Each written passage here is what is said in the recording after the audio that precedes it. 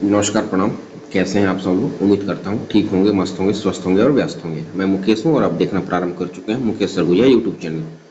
तो हमारा जो सीरीज था सीजी टेट 2022 का, हम आज वर्ग 2 का देखेंगे, क्योंकि इससे पहले जो हमारा 18वां नंबर जो क्लास था, 18वां क्लास था, उसमें हम 2022 का जो वर्ग 3 का शिक्षक पात्रता परीक्षा का जो था क्वेश्चन, प्रीवियस से क्वेश्चन देखे थे। आज हम देखेंगे कि 2022 का जो वर्ग 2 है ना, शिक्षक पात्रता परीक्षा 2022 का वर्ग 2 है। इसमें हम देखेंगे कि बाल विकास देखेंगे, हिंदी देखेंगे, अंग्रेजी देखेंगे, गणित देखेंगे, विज्ञान देखेंगे और सामाजिक विज्ञान देखेंगे। तो आइए प्रारंभ करते हैं हम। प्रथम भाग है बाल विकास एवं शिक्षा शास्त्र। समावेशी कक्षा की विशेषता नहीं है, प्रश्न 1 बोलता है नहीं है, यानी कि हमको गलत की ओर जाना है। और इसका जो सही आंसर ऑप्शन नंबर डी, यानी कि समग्र विद्यार्थी एक ही ज्ञान क्षमता वाले होते हैं। देखिए, समावेशी शिक्षा जो होता है, इंक्लूसिव एजुकेशन जो होता है, समावेशी शिक्षा से आज से उस शिक्षा प्रणाली से है जिसमें एक सामान्य छात्र एवं एक दिव्यांग छात्र के साथ विद्यालय में अधिकतर समय बिताता है। दूसरे शब्दों में अगर हम कहें तो समावेशी शिक्षा विशिष्ट आवश्यकता वाले बालकों को सामान्य बालकों से अलग शिक्षा, विशिष्ट आवश्यकता वाले बालकों को सामान्य बालकों से अलग शिक्षा देने की विरोधी है। ठीक है, विरोधी है, क्योंकि समावेशी शिक्षा विशेष विद्यालय या कक्षा को स्वीकार नहीं करता है। विकलांग बच्चों को भी सामान्य बच्चों की तरह ही शैक्षणिक गतिविधि में भाग लेने का अधिकार है। अब देखिए, समावेशी शिक्षा की कुछ विशेषताएं हैं, उसको देखेंगे हम कि समावेशी शिक्षा प्रतिभाशाली, कमजोर, औसत हर वर्ग के बालकों के लिए है। यह अपंग बालकों को अनेक व्यक्ति अधिकारों के रूप में भी स्वीकार करता है। यह विशेष बच्चों को आत्मनिर्भर बनाकर उन्हें समाज की मुख्य धारा से भी जोड़ता है। समावेशी शिक्षा वास्तविक तथा सतत आकलन की व्यवस्था है।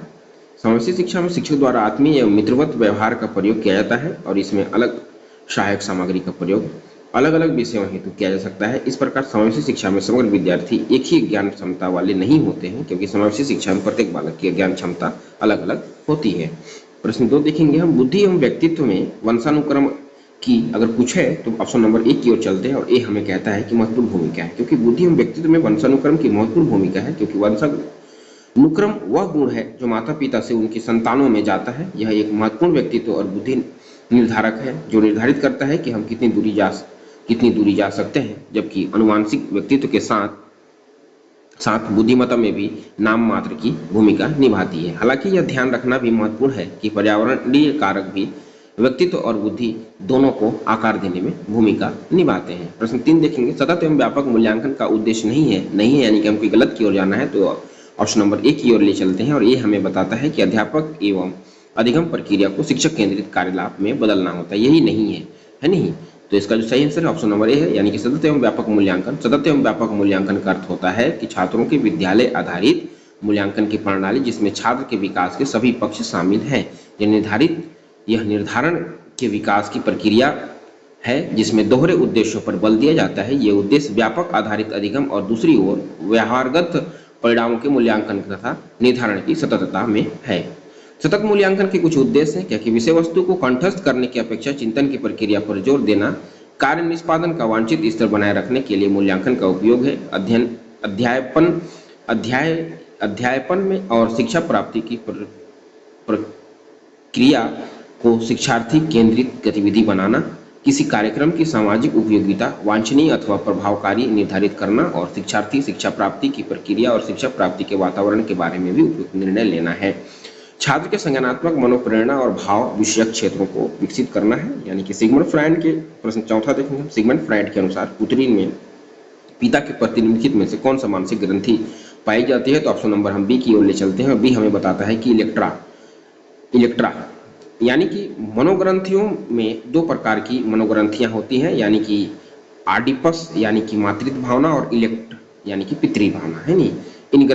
इन मनोग्रंथियों का विस्तृत विवरण सिगमंड फ्रायड ने प्रस्तुत किया है। सिगमंड फ्रायड के अनुसार पुत्री यानी कि लड़की में पिता के प्रति इलेक्ट्रा मानसिक ग्रंथि पाई जाती है। यह ओडिपस ग्रंथि लड़कों में पाई जाती है, जिसमें माँ के लिए प्यार, पिता के प्रति शत्रु और पिता का दंड या यातना का डर शामिल होता है। यानी कि हमको ये ध्यान में रखना होगा कि अगर आपिडस यानी कि आपिडस जो होता है मातृत्व भावना होता है और इलेक्टर होता है ये पितृत्व भावना होता है। यानी कि इस मनोग्रंथियों का विस्तृत विवरण फ्रायड ने प्रस्तुत किया है कि सिगमंड फ्रायड ने के अनुसार पुत्री जो है लड़की में पिता के प्रति इलेक्ट्रा मानसिक ग्रंथि पाई जाती है तथा ओडिपस ग्रंथि लड़कों में पाई जाती है, जिसमें माँ के लिए प्यार, पिता के प्रति शत्रुता और पिता द्वारा दंड या यातना का डर शामिल होता है।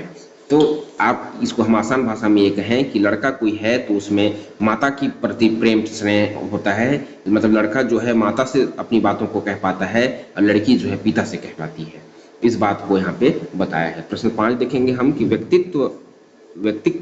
प्रश्न 5 देखें हम व्यक्तित्व विभिन्नताओं को समझने का प्रयत्न सबसे पहले किसके द्वारा किया गया है। तो इसका जो सही आंसर है वो ऑप्शन नंबर ए की ओर ले चलते हैं। ए हमें कहता है कि गाल्टन का। गाल्टन के इसलिए कहते हैं क्योंकि व्यक्तित्व विभिन्नताओं को समझने का प्रयत्न सबसे पहले डाल्टन के द्वारा किया गया था। व्यक्तिगत विभिन्नता के अंतर्गत शारीरिक, मानसिक, सामाजिक, सांस्कृतिक आदि विभिन्नताओं का अध्ययन किया जाता है। व्यक्तिगत विभिन्नता की परिभाषा स्किनर के अनुसार मापन किया जाने वाला व्यक्तित्व का प्रत्येक पहलू व्यक्तिगत भिन्नता का अंश है, यानी कि जेम्स ट्रेवर के अनुसार औसत समूह से मानसिक शारीरिक विशेषताओं के संदर्भ में सदस्य के रूप में भिन्नता या अंतर को व्यक्तिगत भेद या व्यक्तिगत विभिन्नता कहते हैं। इसी प्रकार हम प्रश्न 6वां देखेंगे कि क्रिया की सफलता से संतोष एवं असफलता से असंतोष होता है, यह थार्नडाइक के किस नियम को बदलता है। तो इसका जो सही आंसर ऑप्शन नंबर बी की ओर चलते हैं। बी हमें कहता है प्रभाव का नियम। कहने का तात्पर्य है कि थार्नडाइक ने सीखने के 3 नियम का प्रतिपादन किया, जिसमें से 3 नियम में है। थार्नडाइक ने बताया कि तत्परता का नियम पहला है। यह नियम कार्य करने से पूर्व तत्पर या तैयार किए जाने पर बल देता है। यदि हम किसी कार्य को सीखने के लिए तत्पर या तैयार होते हैं तो उसे शीघ्र ही सीख लेते हैं। तत्परता में कार्य करने की इच्छा निहित होती है। ध्यान केंद्रित करने में भी तत्परता सहायता करती है। दूसरा है अभ्यास का नियम। यह नियम किसी कार्य या सीखी गई विषय वस्तु के बार बार अभ्यास करने पर बल देता है। यदि हम कार्य का अभ्यास करते रहें तो उसे सरलतापूर्वक करना सीख सकते हैं। यदि हम सीखे हुए कार्य का अभ्यास नहीं करते हैं तो उसको भूल जाते हैं। यानी कि इस नियम के 2 उपनियम होते हैं, यानी कि उपयोग का नियम, अनुप्रयोग का नियम और प्रभाव परिणाम का नियम। प्रभाव परिणाम का नियम कहता है कि इस नियम के अनुसार जिस कार्य को करने से प्राणी को सुख व संतोष मिलता है उस कार्य को वह बार बार करना चाहता है, और इसके विपरीत जिस कार्य को करने से दुख या संतोष मिलता है उस कार्य को वह दोबारा नहीं करना चाहता है। इस प्रकार क्रिया की सफलता से संतोष एवं असफलता से असंतोष होता है। यह थार्नडाइक के प्रभाव का नियम को बतलाता है।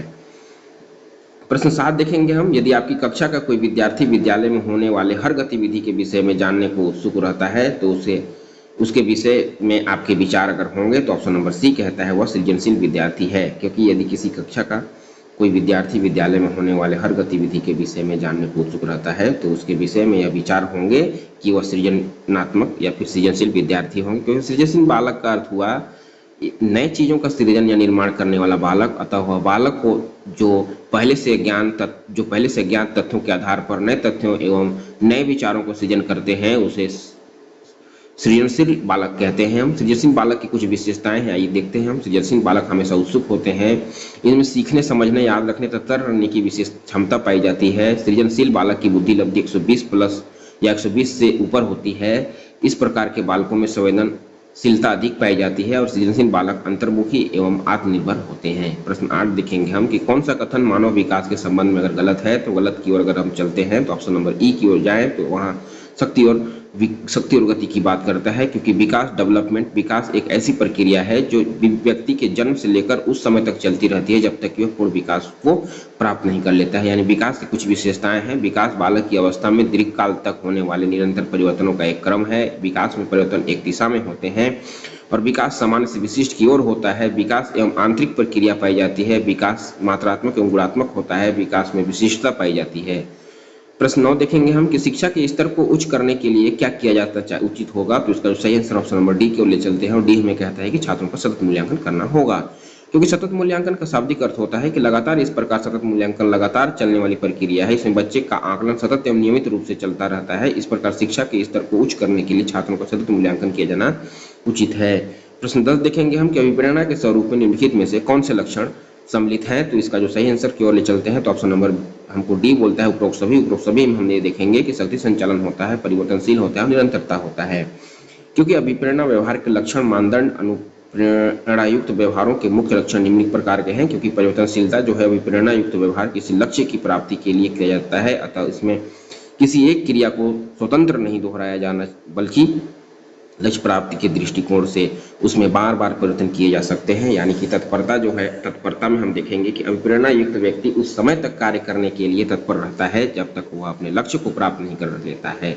शक्ति संचालन है अभिप्रेरणा युक्त व्यवहारों को पीछे कोई संचालन शक्ति आवश्यक होता है जो हमें क्रियाशील बनाती है। जब कोई प्रेरक किसी व्यक्ति को कोई क्रिया करने के लिए प्रेरित करता है तब क्रिया को करने के लिए व्यक्ति को आंतरिक शक्ति लगानी पड़ती है। यानी कि चौथा देखें हम, लक्ष्य प्राप्ति के बाद संतुष्टि अभिप्रेरणायुक्त व्यवहार के लक्षण प्राप्ति के लिए अत्यंत व्याकुलता रहती है। यह व्याकुलता लक्ष्य प्राप्ति के उपरांत ही समाप्त होती है।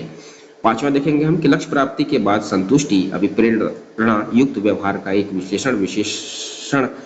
विशेष विश्लेषण यह है कि लक्ष्य की प्राप्ति के बाद बेचैनी समाप्त हो जाती है। प्रश्न 11 देखेंगे हम कि भाषा संबंधी योग्यता और बुद्धि लब्धि में घनिष्ठ संबंध होता है। यह कथन किसका है? तो यानी यह ऑप्शन नंबर बी की ओर चलते हैं और बी हमें कहता है स्पाइकर तथा इरविल का है, क्योंकि स्पाइकर तथा इरविल के अनुसार भाषा संबंधी योग्यता और वृद्धि लब्धि में घनिष्ठ संबंध होती है। यानी क्वेश्चन नंबर 12 की ओर चले तो वो कहता है कि श्रवणवादिता बच्चों के लिए शिक्षा व्यवस्था के क्षेत्र में किसका नाम उल्लेखनीय है? अगर कोई उल्लेखनीय है तो इसका ऑप्शन नंबर सी की ओर चलते हैं और वो हेनन केलर है, क्योंकि श्रवणवादिता बच्चों के लिए शिक्षा व्यवस्था के क्षेत्र में हेनन केलर का नाम उल्लेखनीय है, क्योंकि इन्होंने ही श्रवणवादिता बच्चों के पढ़ने के लिए पढ़ाने के लिए तरह तरह की विभिन्न योजनाओं को और यंत्रों का उपयोग या आविष्कार किया। प्रश्न 13 देखेंगे किस तरह के प्रश्न सबसे अधिक उत्तम होते हैं? तो इसका सही आंसर ऑप्शन नंबर डी की ओर ले चलते हैं और डी हमें कहता है कि समस्या प्रधान और हल ढूंढने में सहायता कर रहे हैं। यानी कि समस्या प्रधान और हल ढूंढने में सहायता करने वाले प्रश्न सबसे अधिक उत्तम होते हैं। अच्छे प्रश्न की कुछ विशेषताएं हैं, आइए देखते हैं उसको हम। एक अच्छा प्रश्न प्रासंगिक होता है, एक अच्छा प्रश्न स्पष्ट एवं स्तरानुकूल होता है और एक अच्छा प्रश्न सरल और संक्षिप्त होता है। प्रश्न का एक निश्चित उद्देश्य होता है, सोच को उत्तेजित करता है और एक अच्छा प्रश्न एक समय में एक आयाम पर केंद्रित होता है। प्रश्न 14 देखेंगे हम कि सामान्यतः निबंधात्मक प्रश्नों का प्रयोग विद्यार्थियों के मूल्यांकन के लिए किया जाता है। इस प्रकार के प्रश्नों की खामियां अगर होती है कुछ तो उसका सही आंसर होगा ऑप्शन नंबर ए की ओर ले चलते हैं और ए हमें कहता है विश्वसनीयता एवं वस्तुनिष्ठता की कमी के कारण होता है। कहने का तात्पर्य है कि सामान्य निबंधात्मक प्रश्नों का प्रयोग विद्यार्थी के मूल्यांकन के लिए किया जा सकता है। इस प्रकार के प्रश्नों को खामियां यह होती है कि वह विश्वसनीयता वस्तुनिष्ठता नहीं होती है। प्रश्न 15 की ओर चलते हैं तो 15 हमें ये पूछता है कि सीखने के अंतर्दृष्टि सिद्धांत को किसने बढ़ावा दिया है? अगर कोई दिया है तो इसका नाम सही आंसर की ओर ले चलते हैं और आंसर नंबर बी कहता है कि गेस्टाल्ट सिद्धांतवादी के हिसाब से होता है, क्योंकि सीखने के अंतर्दृष्टि सिद्धांत को गेस्टाल्ट सिद्धांतवादी ने बढ़ावा दिया है और अंतर्दृष्टि सिद्धांत को गेस्टाल्ट सिद्धांतवादियों ने बढ़ावा दिया।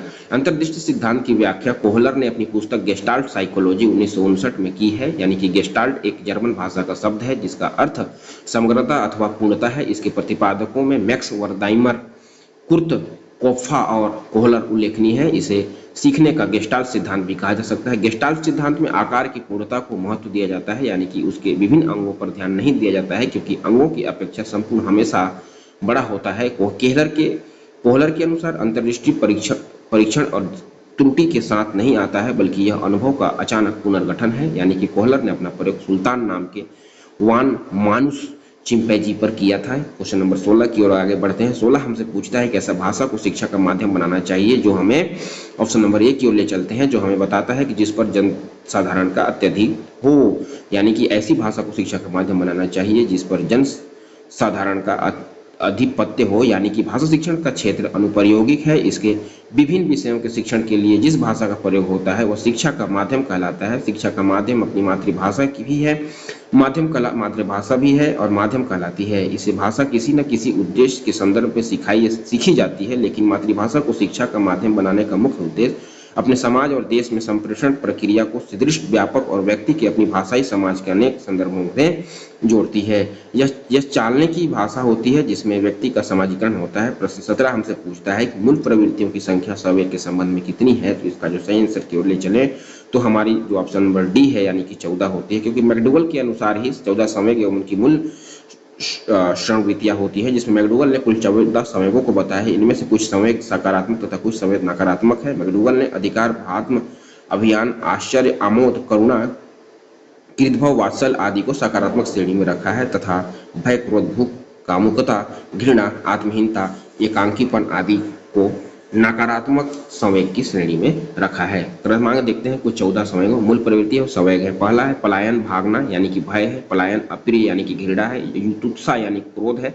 पत्र कामना यानी कि वात्सल्य है, और शरणागत यानी कि करुणा है, काम प्रवृत्ति जिसको हम कामुकता कहते हैं, जिज्ञासा जिसको हम आश्चर्य बोलते हैं, दीनता जिसको हम आत्महीनता कहते हैं, और आत्मगौरव जिसको हम आत्मभिमान अभिमान भी बोलते हैं, और सामूहिकता जिसको हम अकेलापन भी बोलते हैं, और भोजनावंशण जिसको हम भूख भी कहते हैं, और संग्रह जिसको हम अधिकार कहते हैं, रचना जिसको हम कृति कहते हैं, और हास्य जो है मनोविनोद है। प्रश्न 18 हमसे पूछता है कि बालकों में अधिकतम अधिगम प्रसार हेतु कौन सा कारक आवश्यक है, तो कोई है तो ऑप्शन नंबर डी की ओर ले चलते हैं, और डी हमें बताता है कि अध्ययन के प्रति व्यक्तिगत रुचि होती है।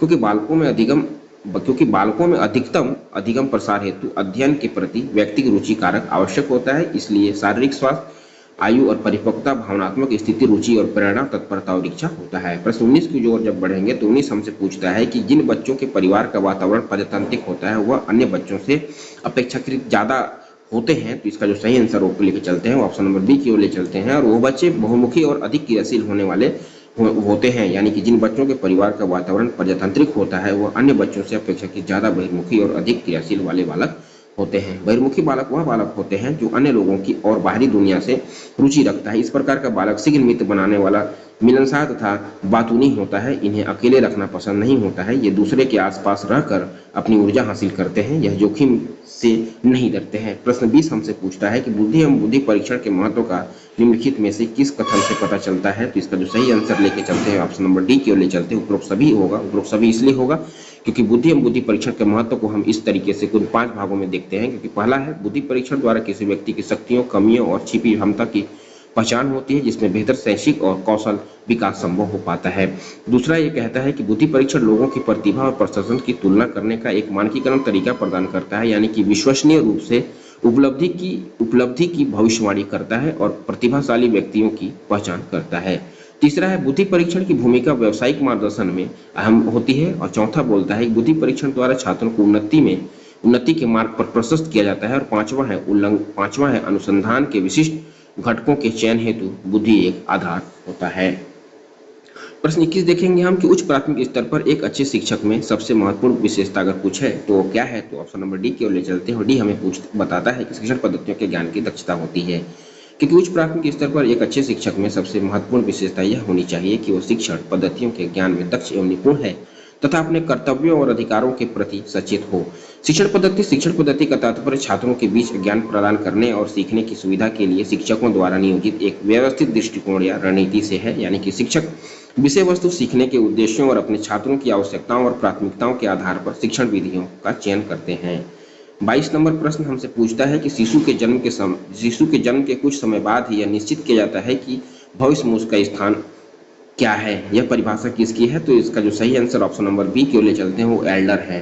क्योंकि एक बालक के आरंभ में 4 से 5 वर्ष इस बात का निर्धारण कर देता है कि बालक का जीवन किस ओर जाना है, यानी कि एल्डर नामक विद्वान ने इस संदर्भ में कहा कि बालक के जन्म के कुछ माह बाद ही यह निश्चित किया जा सकता है कि जीवन में उसका क्या स्थान है। प्रश्न नंबर अगर हम 23 देखते हैं, या 23 हमसे पूछता है कि बालकों के वर्गीकरण और उनके प्रमुख लक्षणों के जोड़े बनाइए, तो अगर हम जोड़ा बनाएं तो आइए देखते हैं वो जोड़ा हम ऑप्शन नंबर कूट के हिसाब से ऑप्शन नंबर ए सही होगा। और ये जोड़ा देखते हैं, बच्चों का बालकों को वर्गीकरण और प्रमुख लक्षण होता है। तो प्रतिभाशाली जिसको हम लोग बोलते हैं वो उच्च बुद्धि वाला बच्चा होता है, जिसका बुद्धि लब्धि 120 से प्लस होता है।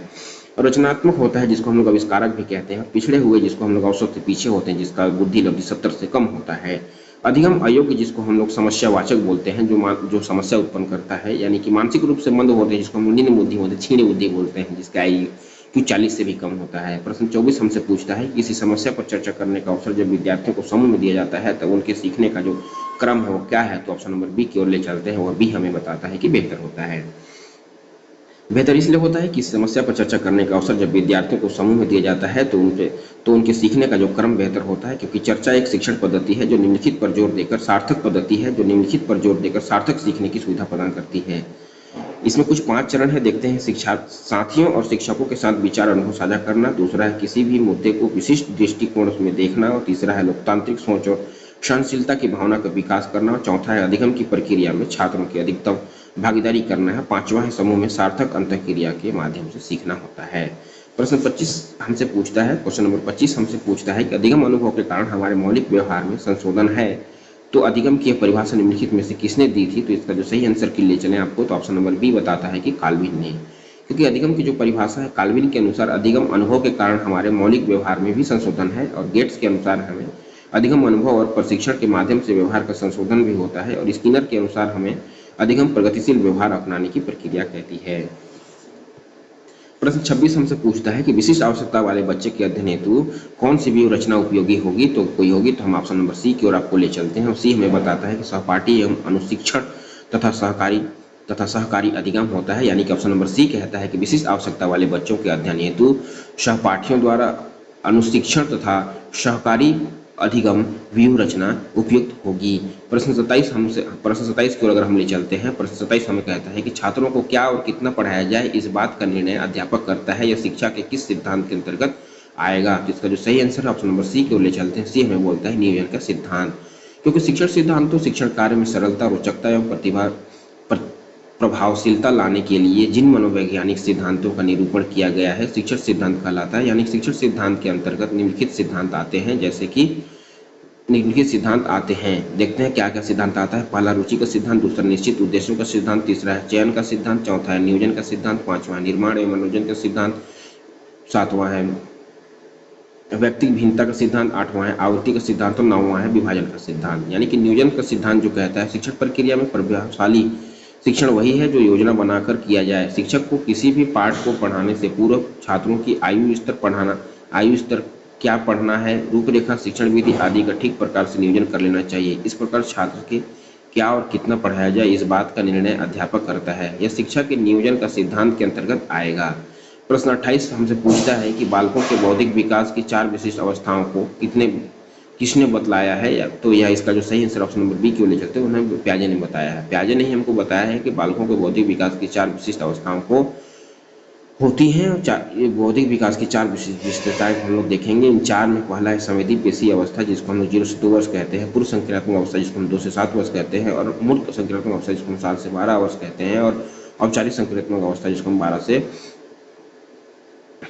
12 वर्ष से ऊपर को हम समझते हैं। तो देखिए संवेदी पेशी अवस्था जो है 0 से 2 वर्ष तक का है। इसमें वस्तु स्थायित्व का विकास इन चरणों की सबसे महत्वपूर्ण उपलब्धियों में से एक है। दूसरा हम देखेंगे पूर्व संक्रियात्मक अवस्था है, 2 से 7 वर्ष तक होता है। इसमें बच्चे में स्मृति, जिज्ञासा और कल्पना का विकास होता है, बच्चे की अहंकार केंद्रित सोच होती है। तीसरा है मूर्त संक्रियात्मक अवस्था, जिसमें 7 से 12 वर्ष होता है। इस अवस्था में वस्तुओं और घटनाओं के बारे में तार्किक रूप से सोचने की क्षमता विकसित होती है। फिर चौथा नंबर है इसमें कि औपचारिक संक्रियात्मक यानी 12 वर्ष से ऊपर, तो इसमें बताता है कि अमूर्त रूप से सोचने अमूर्त रूप से सोचने, परासंज्ञान और समस्या को हल करने की क्षमता होती है। प्रश्न 29 हमसे पूछता है कि व्यक्ति तथा वातावरण से संबंधित कारकों का प्रभाव अधिगम पर किस अवस्था तक पड़ता है, तो इसका जो सही आंसर ऑप्शन नंबर डी है, यानी संपूर्ण जीवन पर पड़ता है। यानी कि अधिगम 2 श्रेणियों के कारक से प्रभावित होता है। पहला है व्यक्तित्व, दूसरा है पर्यावरण या वातावरण। क्या है व्यक्तिगत कारक जैसे प्रेरणा, क्षमता, अभिवृत्ति, अभिरुचि और रुचियां ध्यान और उम्र है, जो कि पर्यावरणीय का वातावरणीय कारक जैसे सामाजिक, आर्थिक और सांस्कृतिक, सामुदायिक, धार्मिक, विद्यालय होता है।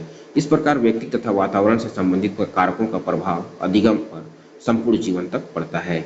प्रश्न 30 देखेंगे हम कि किसी बच्चे के सामाजिकरण की प्रक्रिया में सामाजिक मूल्य और सामाजिक प्रतिमानों की संभावना किस पर निर्भर करती है, तो इसका जो सही आंसर ऑप्शन नंबर सी की ओर ले चलते हैं। सी हमें कहता है बच्चों के व्यवहार पर। इसी प्रकार किसी बच्चे के समाजीकरण की प्रक्रिया में सामाजिक मूल्य और सामाजिक प्रतिमानों की संभावना बच्चे के व्यवहार पर निर्भर करती है। यानी कि अंतर सामाजिकरण वह प्रक्रिया है जिसके माध्यम से समुदाय अपने सदस्यों को सामाजिक रूप से स्वीकार होने के लिए सामाजिक रूप से स्वीकार होने के लिए समाज के मानदंडों और मूल्यों के बारे में शिक्षित करते हैं। सामाजिकरण में परिवार, स्कूल, सहकर्मी और मास मीडिया जैसे 4 प्रमुख एजेंट हैं। द्वितीय भाग अगर हम देखते हैं, द्वितीय भाग हम हिंदी है, हमारा हिंदी पूछता है हमें 31 नंबर प्रश्न हमसे पूछता है कि किताब का विशेषण रूप क्या है, तो हम ऑप्शन नंबर डी की ओर ले चलते हैं। उसका विशेषण रूप होता है किताबी, क्योंकि किताब का विशेषण रूप किताबी होता है। विशेषण संज्ञा तथा सर्वनाम की विशेषता बताने वाले शब्द को हम विशेषण कहते हैं।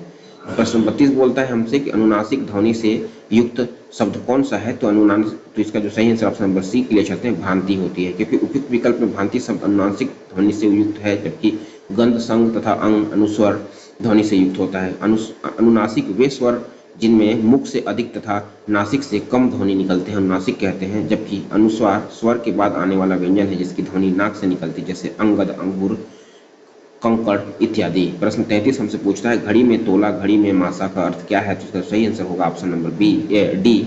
डी हमें कहता है कि जरा सी बात पर खुश और जरा सी बात पर नाराज हूँ। यानी घड़ी में तोला घड़ी में मासा का अर्थ है जरा सी बात में पर खुश और नाराज होना होता है। प्रश्न 34 की ओर हम ले चलते हैं। 34 हमसे कहता है कि कृपया बैठ जाइए, कौन सा वाक्य है? तो इसका जो सही वाक्य है वो ऑप्शन नंबर सी है, यानी कि आज्ञावाचक वाक्य है। कृपया बैठ जाइए, यह आज्ञावाचक वाक्य है, क्योंकि आज्ञावाचक वाक्य जिन वाक्यों के माध्यम से आज्ञा, आदेश या अनुमति का बोध हो उसने आज्ञावाचक वाक्य कहते हैं। प्रश्न 35 हमसे पूछता है कि किसी वाक्य अथवा आवरण को ज्यों का त्यों लेने पर किस चिन्ह का अगर प्रयोग किया जा सकता है? तो इसका जो सही आंसर की आप लोग ले चलते हैं तो ऑप्शन नंबर बी कहता है युगल उद्धरण चिन्ह की ओर ले चलता है। ये हमें बताता है किसी वाक्य अथवा अवतरण को ज्यों का त्यों लेने पर युगल उद्धरण चिन्ह का प्रयोग किया जा सकता है, जबकि एकल उद्धरण चिन्ह का प्रयोग किसी वाक्य के एक अंश अथवा शब्द के लिए होता है। हस्पद चिन्ह जिसको हम लोग कहते हैं, हस्पद चिन्ह जिसको हम लोग कहते हैं, इसे त्रुटि विराम भी कहते हैं। जब कोई शब्द अथवा अक्षर अथवा वाक्य का प्रकाशन किया जाता है और लेख में जहाँ छूट जाता है, कोई भी चीज़ लिखना छूट जाता है, तो उसको भाग को दिखाना होता है कि वहाँ त्रुटि विराम देकर वाक्य के ऊपर अथवा पृष्ठ के किनारे हाशिए में उसे लिख देना या लिख देते हैं। प्रश्न 36 हमसे पूछता है कि जग जीवन में जो चिर महान, सौंदर्यपूर्ण और सत्य प्राणमय उसका प्रेमी बनू नाथ, जिनमें मानो हित समान, उक्त पंक्ति में कवि ने चिर महान किसे कहा है? तो इसका जो सही आंसर ऑप्शन नंबर बी की ओर ले चलते हैं, और बी हमें कहता है जो सत्य और सुंदर से संपूर्ण हो। यानी कि जग जीवन में जो चिर महान, सौंदर्यपूर्ण और सत्य प्राण में उसका प्रेमी बनुना, जिसमें मानो हित समान, उक्त पंक्ति सुमित्रा नंदन पंत जी की कविता चीर महान के उद्धव है, जिसमें पंत जी ने जो सत्य और सुंदर के संपूर्ण हो उसे चीर महान कहा है। प्रश्न 37 हमसे क्वेश्चन पूछता है कि ढाक के 3 पात लोकोक्ति का सही अर्थ है। तो इसका जो सही आंसर ऑप्शन नंबर बी की ओर ले चलते हैं, और बी हमें कहता है स्थिति में कोई परिवर्तन नहीं होना। यानी कि ढाक के 3 पात लोकोक्ति का सही अर्थ है कि स्थिति में कोई परिवर्तन नहीं होना। वाक्य का प्रयोग अनुज की कार्यशैली के कारण आज भी उसकी स्थिति ढाक के 3 पात की तरह ही है।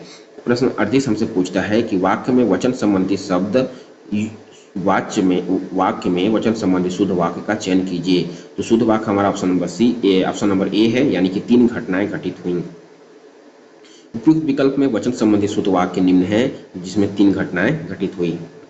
प्रश्न 39 है कि साहित्य का आधार जीवन है, इसी आधार पर साहित्य की दीवार घड़ी होती है। जीवन परमात्मा के सामने जवाबदेह है या नहीं, लेकिन साहित्य मनुष्य के सामने जवाबदेह है। साहित्य का आनंद जीवन के सभी आनंद से ऊंची है, उसका आधार सुंदर और सत्य से मिलता है। वाक्य में सच्चा आनंद सुंदर और सत्य से ही मिलता है। उसी आनंद को दर्शाना, उत्पन्न करना साहित्य का उद्देश्य है। इस गद्यांश में साहित्य का आधार क्या है? तो इसका जो सही आंसर हम ऑप्शन नंबर सी की ओर ले चलते हैं, और सी हमें कहता है सुंदर और सत्य को पाना होता है। यानी कि उपयुक्त गद्यांश के अनुसार साहित्य का आनंद जीवन के सभी आनंद से ऊंचा है। इसका आधार सुंदर और सत्य से मिलता है। वास्तव में सच्चा आनंद सुंदर और सत्य से ही मिलता है। उसी आनंद को दर्शाता है। उत्पन्न करना साहित्य का उद्देश्य है, यानी कि बात को समझा रहा है। प्रश्न 40 हमसे पूछता है कि मोहन अभी आया है वाक्य में किस काल की क्रिया हुई है? तो इसका जो सही आंसर ऑप्शन नंबर ए की ओर ले चलते हैं, और ए हमें कहता है आसन भूतकाल का। यानी कि मोहन अभी आया है वाक्य में क्रिया आसन भूतकाल की है, यानी कि आसन भूतकाल क्रिया जिस रूप से कार्य के हाल की में समाप्त होने वाले का पता चलता है उसे आसन भूतकाल कहते हैं। प्रश्न 41 हमसे पूछता है कि लेखन करते समय टिप्पणी अथवा फुल नोट के लिए किस विराम चिन्ह का प्रयोग किया जा सकता है? तो इसका जो सही आंसर ऑप्शन नंबर डी की ओर ले चलते हैं। डी हमें कहता है तारक टिप्पणी चिन्ह। लेखन करते समय टिप्पणी अथवा फुल नोट के लिए तारक टिप्पणी चिन्ह का प्रयोग किया जाता है, यानी कि तुल्यांक सूचक चिन्ह समानता के अर्थ में प्रस्तुत चिन्ह प्रयुक्त होता है। यानी कि कोष्टक किसी वाक्य में किसी शब्द विशेषण को सुस्पष्ट करने के लिए कोष्टक का प्रयोग किया जाता है। प्रश्न 42 हमसे पूछता है कबूतर का पर्यायवाची शब्द कौन सा है? जिसका जो सही आंसर हो जाएगा ऑप्शन नंबर बी की ओर ले चलते हैं, और ये हमें बताता है कि परावल होता है, क्योंकि उपयुक्त विकल्प में परावल कबूतर का पर्यायवाची शब्द है, जबकि कुक्कुट मुर्गा या पर्यायवाची शब्द है। कबूतर, हारी, परावल, कपोत, रक्तलोचन। फिर हम देखेंगे प्रश्न 43 देखेंगे अपनाना शब्द किसका कौन सा प्रकार है? अपनाना शब्द क्रिया का कौन सा प्रकार है? तो ऑप्शन नंबर बी की ओर ले चलते हैं, वो है नाम धातु क्रिया। यानी कि अपनाना शब्द नाम धातु क्रिया है। यह सर्वनाम शब्द अपने से बनी हुई क्रिया है। नाम धातु क्रिया का वह रूप जिसमें क्रिया का निर्माण संज्ञा, सर्वनाम अथवा विशेषण में प्रत्यय जोड़ने से होता हो उसे नाम धातु क्रिया कहते हैं, जैसे हाथ हथियाना, बात बतियाना। इस प्रकार प्रश्न 44 हमसे पूछता है कि मौन पठन का मुख्य उद्देश्य है, अगर कोई है तो ऑप्शन नंबर बी है, यानी गहन अर्थ ग्रहण करना होता है। मौन पठन का मुख्य उद्देश्य होता है गहन अर्थ ग्रहण करना होता है। प्रश्न 45 कहता है कि क्रोधी शब्द क्या है, तो इसका जो सही आंसर है ऑप्शन नंबर विलोपित कर दिया गया है, लेकिन हम आइए इसका बताते हैं। क्रोधी क्रोधी जो है विशेषण शब्द है, क्रोधी जो है विशेषण शब्द है, इसका विशेषण क्रोध होता है, जो संज्ञा या सर्वनाम की विशेषता बताते हैं उसे विशेषण कहते हैं, जिसकी विशेषता बतलाई जाए यह विशेषण कहलाता है। प्रश्न 46 पूछता है झिलमिल कौन सा शब्द है, अगर कोई शब्द है तो ऑप्शन नंबर बी की ओर ले चलते हैं, वो देशज शब्द है, क्योंकि झिलमिल देशज शब्द है। देशज शब्द वे शब्द जिनकी उत्पत्ति के मूल का तो पता नहीं होता है, परंतु आम बोलचाल में प्रचलन में हो देशज शब्द कहलाते हैं, जैसे लोटा, खिचड़ी, पगड़ी आदि। प्रश्न 47 पूछता है हमसे कि मुहावरा क्या होता है, तो प्रश्न इसका जो सही आंसर हम ऑप्शन नंबर सी की ओर ले चलते हैं, और सी हमें कहता है वाक्यांश होता है, क्योंकि मुहावरा उन वाक्यांश को कहते हैं जो अपने शब्दों का सामान्य अर्थ न प्रकट कर कुछ विलक्षण अर्थ प्रकट करें, जैसे पेट में चूहा कूदना। प्रश्न 48 बोलता है स्पृश्य शब्द को विलोमनार्थ बनाने के लिए किस उपसर्ग का प्रयोग करेंगे, तो इसका जो सही आंसर ऑप्शन नंबर सी की ओर ले चलते हैं, सी हमें बोलता है अ, यानी कि स्पृश्य शब्दों को विलोमार्थक बनाने के लिए अ उपसर्ग का प्रयोग किया जाए, जैसे स्पृश्य का विलोम होता है अस्पृश्य होता है। प्रश्न 49 पूछता है कि यह पुस्तक रमा को दे दी वाक्य में कौन सा कारक प्रयुक्त है, तो कोई कारक है तो ऑप्शन नंबर बी की ओर ले चलते हैं, बी बोलता है संप्रदान कारक, क्योंकि यह पुस्तक रमा को दे दी वाक्य के संप्रदान कारक प्रयुक्त है, क्योंकि संप्रदान कारक होता है जब वाक्य में किसी को कुछ किया जब जब वाक्य में किसी को कुछ दिया जाए या किसी के लिए कुछ किया जाए तो वह संप्रदान कारक होता है। इसकी विभक्ति जो होती है को के लिए, हेतु, वास्ते आदि होता है। प्रश्न 50 है कि श्रवण कौशल में से विद्यार्थी में क्या विकास होता है, तो अगर कोई विकास होता है तो ऑप्शन नंबर डी होता है, यानी कि ध्वनियों के सूक्ष्म अंतर को पहचानने की क्षमता होती है। यानी कि श्रवण कौशल से विद्यार्थियों में ध्वनियों के सूक्ष्म अंतर को पहचानने की जो क्षमता विकास का होती है। प्रश्न 51 पूछता है हमसे कि निम्नलिखित में से कौन विदेशी शब्द का उदाहरण है, अगर कोई है तो ऑप्शन नंबर डी की ओर ले चलते हैं, और डी बोलता है कि हलवाई। उपयुक्त विकल्पों में ऊंट, खिचड़ी तथा लोहा तो है देशज शब्द है, जबकि हलवाई विदेशज शब्द है, यह अरबी भाषा का शब्द है। प्रश्न 52 में ले चलते हैं। 52 हमें पूछता है कि अभ्युदय शब्द में कौन सा उपयोग लगा हुआ है, तो इसका जो सही आंसर है ऑप्शन नंबर बी, यानी कि अभी जो है लगा हुआ है। अभ्युदय शब्द में अभी उपसर्ग तथा उदय मूल शब्द का प्रयोग होता है। प्रश्न 53 पूछता है तुम बालोद जाओ किस प्रकार का उपनाम है, अगर कोई नाम है तो ऑप्शन नंबर को विलोपित कर दिया है, क्योंकि व्यापक का सही उत्तर नहीं ले पाया था, वो उस ऑप्शन गलत हो गया था, तो विलोपित किया है। तो ये देखते हैं कि दिया गया वाक्य है तुम बालोद जाओ, संज्ञा उपवाक्य है, जो उपवाक्य प्रधान वाक्य की किसी संज्ञा पदवर्ण के साथ पर प्रयुक्त हो उसे संज्ञा उपवाक्य कहते हैं। जैसे अभिमन्यु ने कहा कि हम युद्ध नहीं चाहते, यह वाक्य खंड हम युद्ध नहीं चाहते संज्ञा उपवाक्य है, जो अभिमन्यु ने कहा इस प्रधान उपवाक्य के कर्म के रूप में प्रयुक्त हुआ है। प्रश्न 54 पूछता है हमसे कि अट्टालिका का तद्भव रूप है, तो इसका जो सही आंसर ऑप्शन नंबर सी को ले चलते हैं, सी हमें बताता है अटारी। अट्टालिका का तद्भव रूप अटारी होता है। प्रश्न 55 है कि आदर्श विद्यार्थी का कर्तव्य है कि वह अपने रहन सहन का स्तर साधारण रखे, उसे न तो फैशन की ओर ध्यान देना चाहिए और न ही शरीर सजावट की ओर। विद्यार्थी को उच्च विचार रखने चाहिए जिससे उसका मन पवित्र हो। आदर्श विद्यार्थी के लिए यह आवश्यक है कि वह विद्यालय के प्रत्येक कार्य में भाग ले, इसे उसे आगे बढ़ने की प्रेरणा मिलती है। निम्न गद्यांश का उचित शीर्षक क्या होगा, तो इसका जो सही आंसर ऑप्शन नंबर सी है, यानी विद्यार्थी और कर्तव्य होगा। उपयुक्त गद्यांश का उचित शीर्षक विद्यार्थी और कर्तव्य होगा। प्रश्न 56 पूछता है हमें महान शब्द का स्त्रीलिंग क्या है, जिसका जो सही आंसर ऑप्शन नंबर डी की ओर ले चलते हैं, और हमें महती बताती है, क्योंकि महान शब्द का स्त्रीलिंग जो है महती होता है। प्रश्न 57 है मुझे किस प्रकार का सर्वनाम है, तो सही आंसर ऑप्शन नंबर सी की ओर ले चलते हैं, सी हमें बताता है उत्तम पुरुष है, क्योंकि मुझे उत्तम पुरुष सर्वनाम है। उत्तम पुरुष सर्वनाम इस सर्वनाम का प्रयोग वक्ता स्वयं के लिए करता है, जैसे मैं, मुझे, मेरा आदि। प्रश्न 58 है इनमें से अंतःस्थ व्यंजन कौन सा है, तो अंतःस्थ व्यंजन कोई है, तो इसका जो सही आंसर है ऑप्शन नंबर सी, यानी कि यह है। उपयुक्त विकल्पों में अंतःस्थ व्यंजन जो होते हैं क, ख, ग, घ, अ, अंतःस्थ व्यंजन उपयुक्त सी है ना, और अंतःस्थ व्यंजन जो होते हैं य, र, ल, व। स्पर्श व्यंजन जो होते हैं 25, जिसमें क वर्ग, च वर्ग, ट वर्ग, त वर्ग, प वर्ग, और उसमें व्यंजन होते हैं इसको हम संघर्षी बोलते हैं, स, स, सह, और अंतःस्थ व्यंजन जो होते हैं य, र, ल, व बोलते हैं। प्रश्न 59 है अज्जल गगरी छलकत जब मुहावरे का कोई अर्थ है, तो उसका क्या है आंसर, तो इसका जो ऑप्शन नंबर डी की ओर ले चलते हैं, डी कहता है अपरिपक्व व्यक्ति का बल बोलाना। यानी कि अज्जल गगरी छलकत जाए मुहावरे का अर्थ है अपरिपक्व व्यक्ति का बलबोलापन होता है। वाक्य प्रयोग है रमेश स्वयं को 10वीं फेल है, लेकिन बात ऐसे करता है जैसे उच्च शिक्षा प्राप्त कर ली हो, इसे ही कहा जाता है अज्जल गगरी छलकत जाए। प्रश्न 60 है और हिंदी का अंतिम प्रश्न है लेखन कौशल के मूल्यांकन का सर्वश्रेष्ठ तरीका क्या है, तो कोई तरीका है तो ऑप्शन नंबर सी को ले चलते हैं, सी हमें कहते हैं अनुभव लेखा। अनुभव लेखन होता है, क्योंकि लेखन कौशल के मूल्यांकन का सर्वश्रेष्ठ तरीका अनुभव लेखन है, क्योंकि अनुभव लेखन के समय विद्यार्थी किसी प्रकार का दबाव महसूस नहीं करता है और तनावमुक्त होकर लिखता है।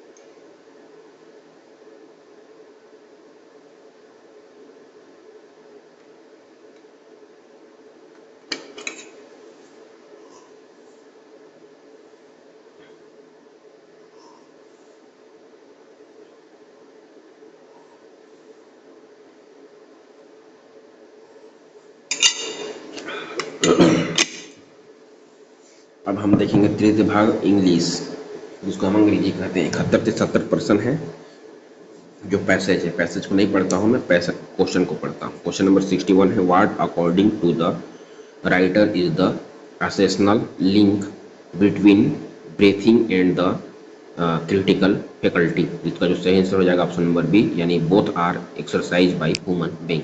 क्वेश्चन नंबर 62 है, we always question the bonfires of the men who tell us an unpleasant fact. The words is italic बेनिफ्रेस इन यूज एज। तो सही आंसर हो जाएगा ऑप्शन नंबर बी, यानी कि नाउन। क्वेश्चन नंबर 63 बोलता है द वर्ड्स सिंपलेशन मीन्स। इसका जो सही आंसर ऑप्शन नंबर होगा फोलिस। क्वेश्चन नंबर 64 है, ही इमेजिनेज his intelligence to be a sieve of closely woven men through which nothing but the finish can pass। तो इसका जो सही आंसर हो जाएगा ऑप्शन नंबर ए, यानी कि material that is like a net. Question number 65 है, the negative side of the critical faculty is that. इसका जो सही आंसर हो जाएगा ऑप्शन नंबर ए, यानी कि it makes us critical of other। Question number 66 है, the difference between a simpleton and an intelligent man according to the man who is convinced that he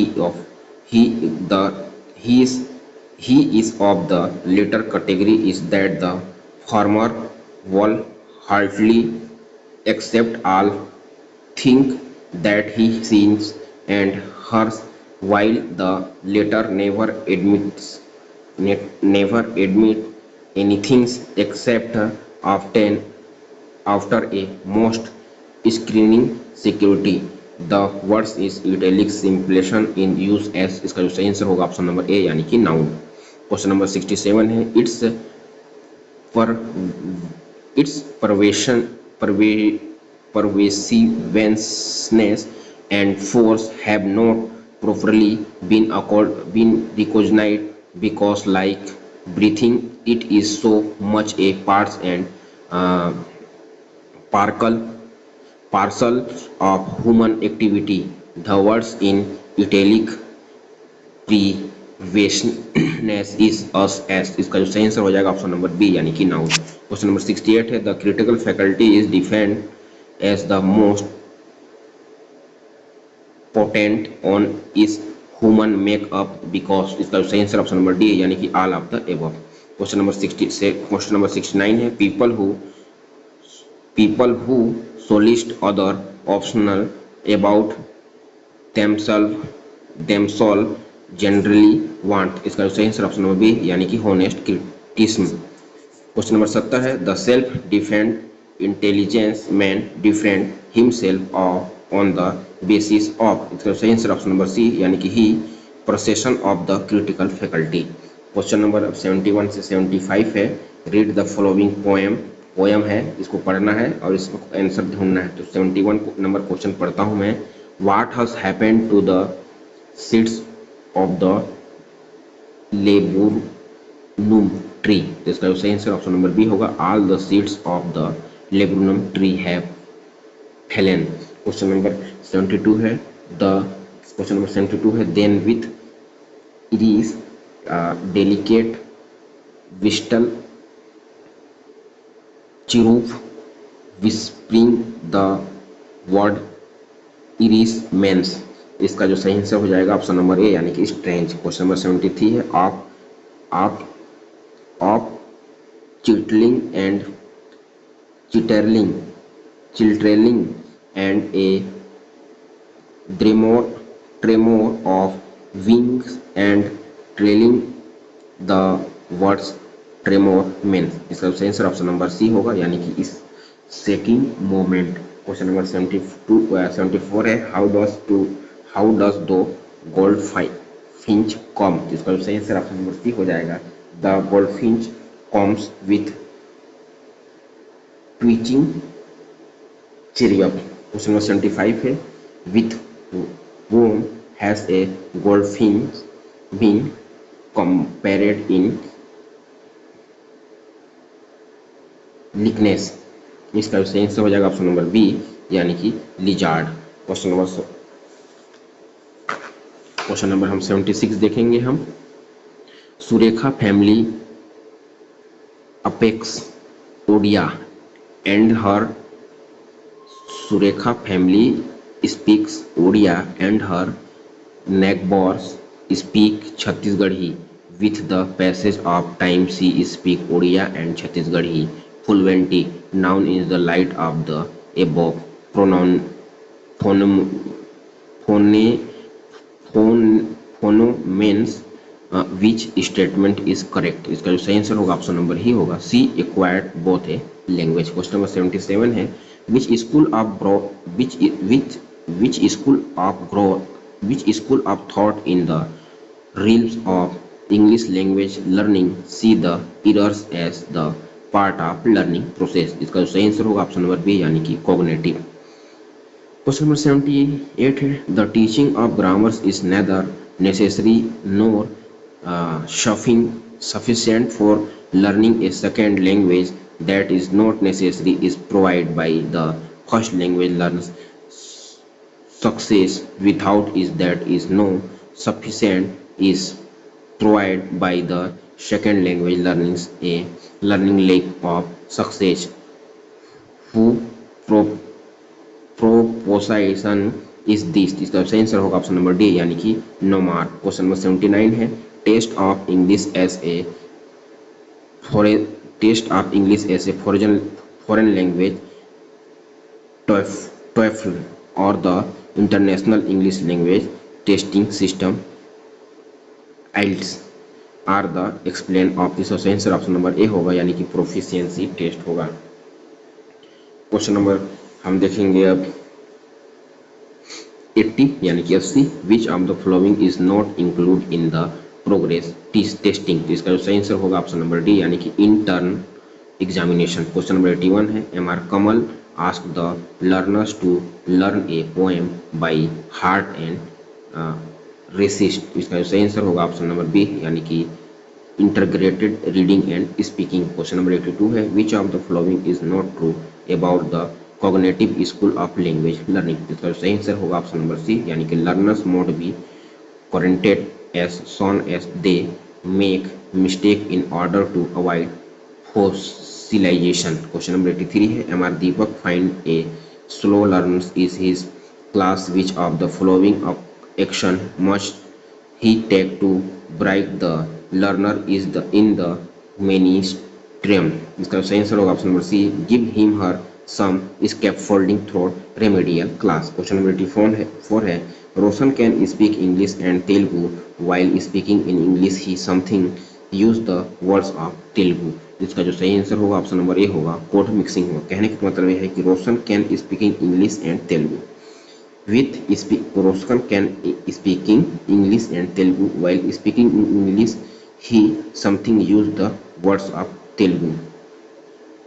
the phonemical language होता है code mixing है code mix कर दिया क्योंकि Roshan can speak English में start किया फिर तेलुगु बोला फिर इंग्लिश में ले आया तो ये कोड क्या किया मिक्स कर दे रहा है स्विचिंग नहीं कर रहा है तेलुगु से स्टार्ट कर इंग्लिश में डालता तो स्विचिंग होता। क्वेश्चन नंबर 85 है in a elementary class while teaching speaking while of the flowing most be avoided. इसका जो सही आंसर होगा ऑप्शन नंबर सी होगा यानी कि talking about abstract ideas. Question number 86 है miss Ranjana tells stories to her learners in the class she ask some question during the story it's is the सही answer होगा ऑप्शन नंबर ए यानी कि while listening activity. ठीक है, क्या बोलता है miss Ranjana tell story her, है ना, miss Ranjana tell stories to her learners in the class she ask some question during the story it is, तो बोल रहा है नहीं, तो सही आंसर हो जाएगा वाइल लिस्टेनिंग एक्टिविटी, मतलब बोलने का काम कर रहा है। क्वेश्चन नंबर 87 है Vidya is preparing for a competitive examination while reading the underline the key point highlights important fact while short notes it the morgan such reading is correct, तो इसका सही होगा इंटरेक्टिव रीडिंग यानी कि इंट्रेंसिव रीडिंग होगा। Question number 88 है which of the following is not on of the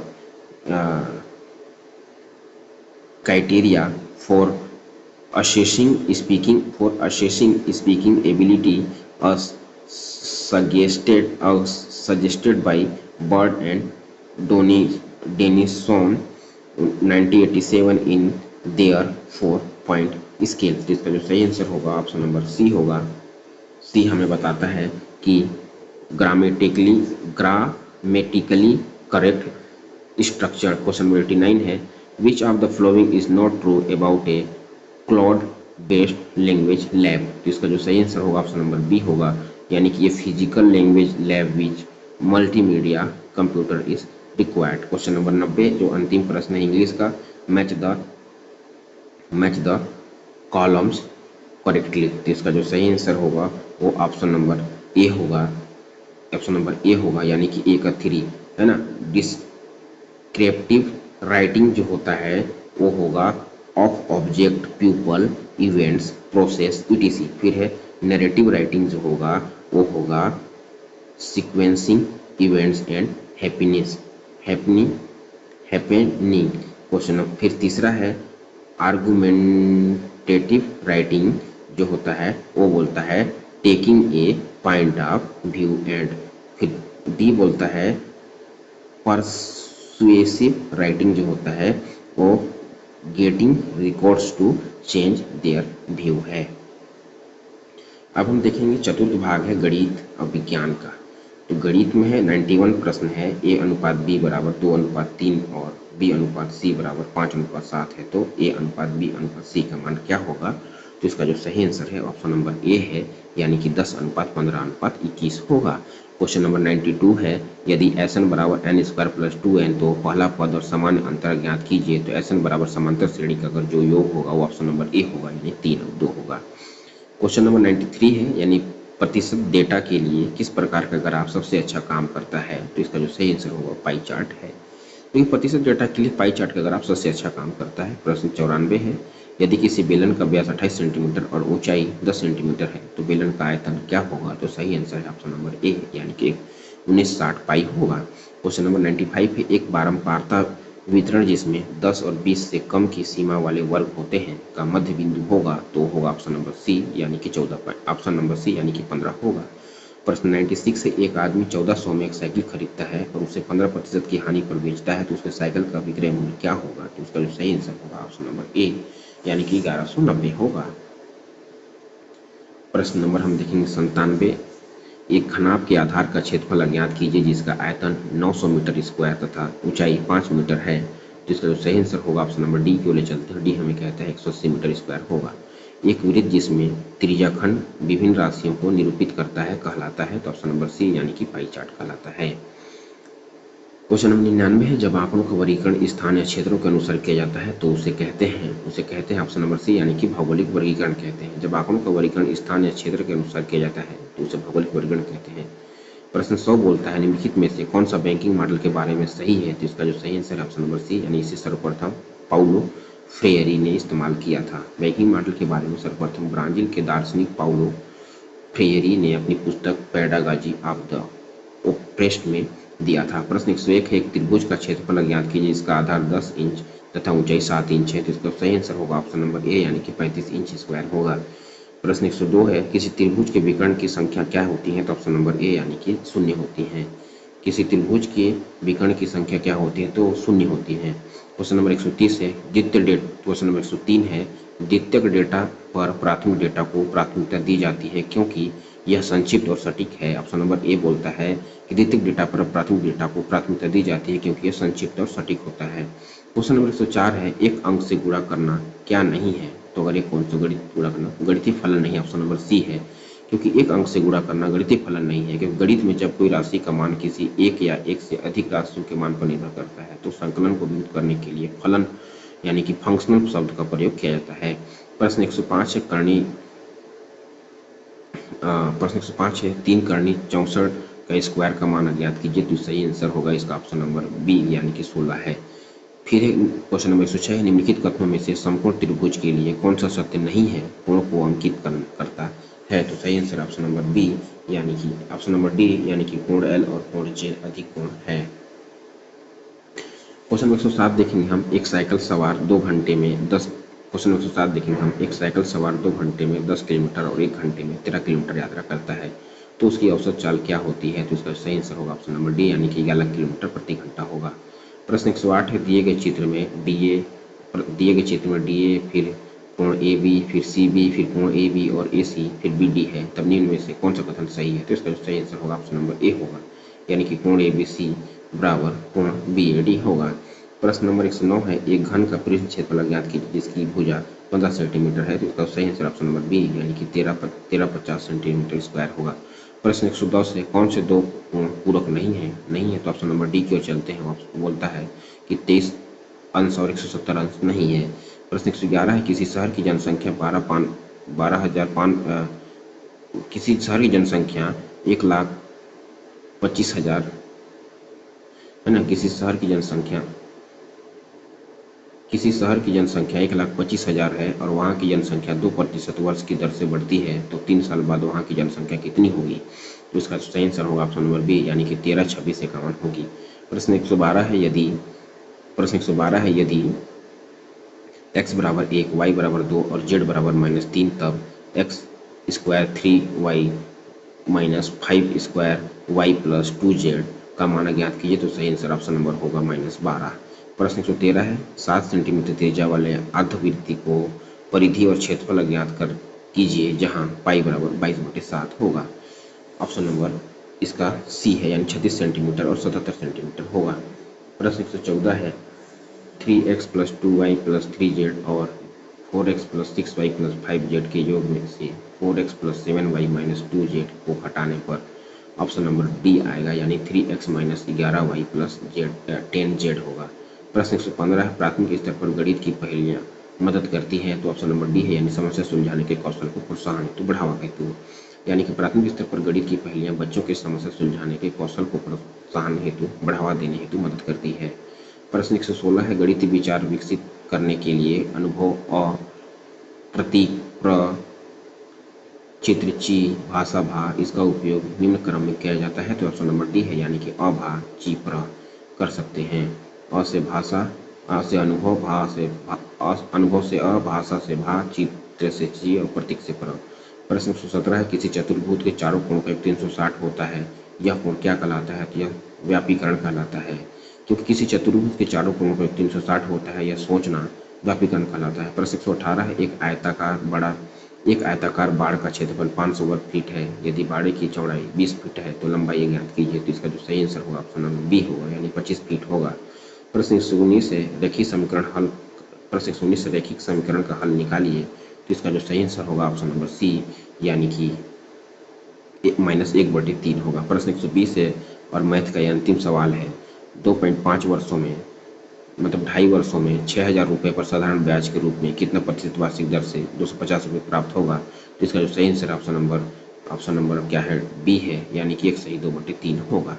प्रश्न 121 है, निम्न विधियों की पहचान करें जिसके द्वारा चुंबक अपने गुणों को खो सकता है। चुंबक को गर्म करने पर, चुंबक को हथौड़े से पीटने पर, चुंबक को ऊंचाई से गिराने पर, तीनों सही है यानी प्रोडक्ट नंबर डी के होंगे। चुंबक के गुण इसके अतिरिक्त डोमेनों की संरचना पर निर्भर होते हैं। जब किसी चुंबक को गर्म किया जाता है, हथौड़े से पीटा जाता है या ऊंचाई से गिराया जाता है तो चुंबक अणुओं के अंदर गतिज ऊर्जा पड़ जाती है जो चुंबक के अंदर आणविक संरेखी को बाधित कर देती है। अणु बंद श्रृंखला व्यवस्था को अपनाते हैं और चुंबक विखंडित हो जाते हैं। यह सभी विधियां आंतरिक डोमेनों की संरचना को बाधित कर रही है, जिसमें चुंबक अपने गुण को खो सकता है। प्रश्न 122 है, दो समान बल जिसके प्रत्येक का मान P है, थीटा कोण पर कार्यरत है, इसका प्रणाली है। तो ऑप्शन नंबर बी है, यानी कि 2p cos थीटा बटे 2 होगा। फिर प्रश्न नंबर हम देखेंगे 123, न्यूक्लियन प्रतिनिधित्व करता है। तो ऑप्शन नंबर सी, यानी प्रोटॉन और न्यूट्रॉन का, क्योंकि न्यूक्लियन परमाणु नाभिक के अंदर पाए जाने वाले प्रोटॉन और न्यूट्रॉन को संदर्भित करता है। एक परमाणु नाभिक में प्रोटॉन और न्यूट्रॉन की कुल संख्या को द्रव्यमान संख्या A के रूप में जाना जाता है। इलेक्ट्रॉन नाभिक के चारों ओर घूमते हैं और न्यूक्लियन का हिस्सा नहीं होते हैं। न्यूक्लियन को परमाणु नाभिक का एक उप परमाणविक कण माना जाता है। प्रोटॉन धनावेशित कण है, जबकि न्यूट्रॉन आवेशित कण है। प्रश्न 124 देखेंगे हम, निम्नलिखित में से कौन सी विकिरण ऊष्मा अंतरण के गुणांक की इकाई है। तो ऑप्शन नंबर सी है, यानी किसी अधिक गर्म पिंड से किसी अधिक ठंडे पिंड में ऊष्मा के परागमन को ऊष्मा अंतरण कहते हैं। ऊष्मा अंतरण गुणांक या फिल्म गुणांक ऊष्मा के प्रवाह अर्थात तापमान अंतर के लिए ऊष्मा अभिवाह और ऊष्मागतिक चालन और बल के बीच अनुपातिकता स्थिरांक होता है। ऊष्मा अंतरण गुणांक की सामान्य परिभाषा निम्न है, जैसे H बराबर Q बटे कोण T, जहाँ Q बराबर ऊष्मा अभिवाह यानी W बटे m स्क्वायर में। तो इसलिए कोण T ठोस सतह और वायुमंडल तरल पदार्थ के प्रति एकांक क्षेत्रफल के बीच तापमान में अंतर K में है। यानी अतः हम कह सकते हैं कि ऊष्मा अंतरण गुणांक की SI इकाई W बटे m स्क्वायर की है। इसका सही आंसर ऑप्शन नंबर सी है। CO2 CH4 ओजोन तथा धूल के द्वारा ऊष्मा के पुनः विकिरण को रोकने की प्रक्रिया कहलाती है। तो ऑप्शन नंबर ए, यानी कि ग्रीन हाउस प्रभाव कहलाती है, क्योंकि ग्रीन हाउस प्रभाव वह प्रक्रिया है जिसमें वायुमंडल में मौजूद गैस जैसे कि carbon dioxide CO2, methane CH4, ozone O3 और धूल के कण सूर्य से आने वाली ऊष्मा को अवशोषित करते हैं और फिर उसे पृथ्वी की सतह की और पुनः विकिरित करते हैं। इसके पृथ्वी की सतह और निचले वायुमंडल का तापमान बढ़ जाता है, जिससे जीवन के लिए प्रतिकूल परिस्थितियां बनती हैं। अत्यधिक ग्रीन हाउस गैसों का संचयन पृथ्वी के तापमान में असमान वृद्धि का कारण बन सकता है, जिसे ग्लोबल वार्मिंग भी हम कह सकते हैं। प्रश्न 126 कहता है, निम्नलिखित कथनों पर विचार कीजिए। तो कथन कहता है, प्रवाल भित्तियां उथले पानी की कटिबंधीय सामुद्रिक परिस्थितिकरणीय प्रणाली है। दूसरा कहता है, उच्च जैव मास उत्पादन और समृद्ध वनस्पति एवं जीवों की विविधता इनकी विशेषता होती है। तो इसका जो सही आंसर है ऑप्शन नंबर सी, यानी कि दोनों की कथन सही है। समुद्रों में स्थित कोरल रीफ यानी प्रवाल भित्ति क्षेत्र एक विशिष्ट परितंत्र है। उच्च जैव मास उत्पादन और समृद्ध वनस्पति एवं जीवों की विविधता इनकी विशेषता होती है। अर्थात उष्णकटिबंधीय समुद्री क्षेत्र में स्थित मूंगे की चट्टानें कहलाने वाले यह विशिष्ट परितंत्र भांति भांति की वनस्पतियों और जीवों में समृद्ध होता है।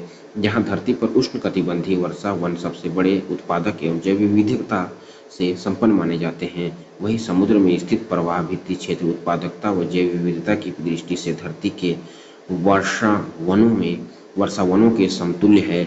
यह उथले पानी की कटिबंधीय सामुद्रिक परितंत्र प्रणालियां हैं, अतः दोनों ही कथन सही हैं।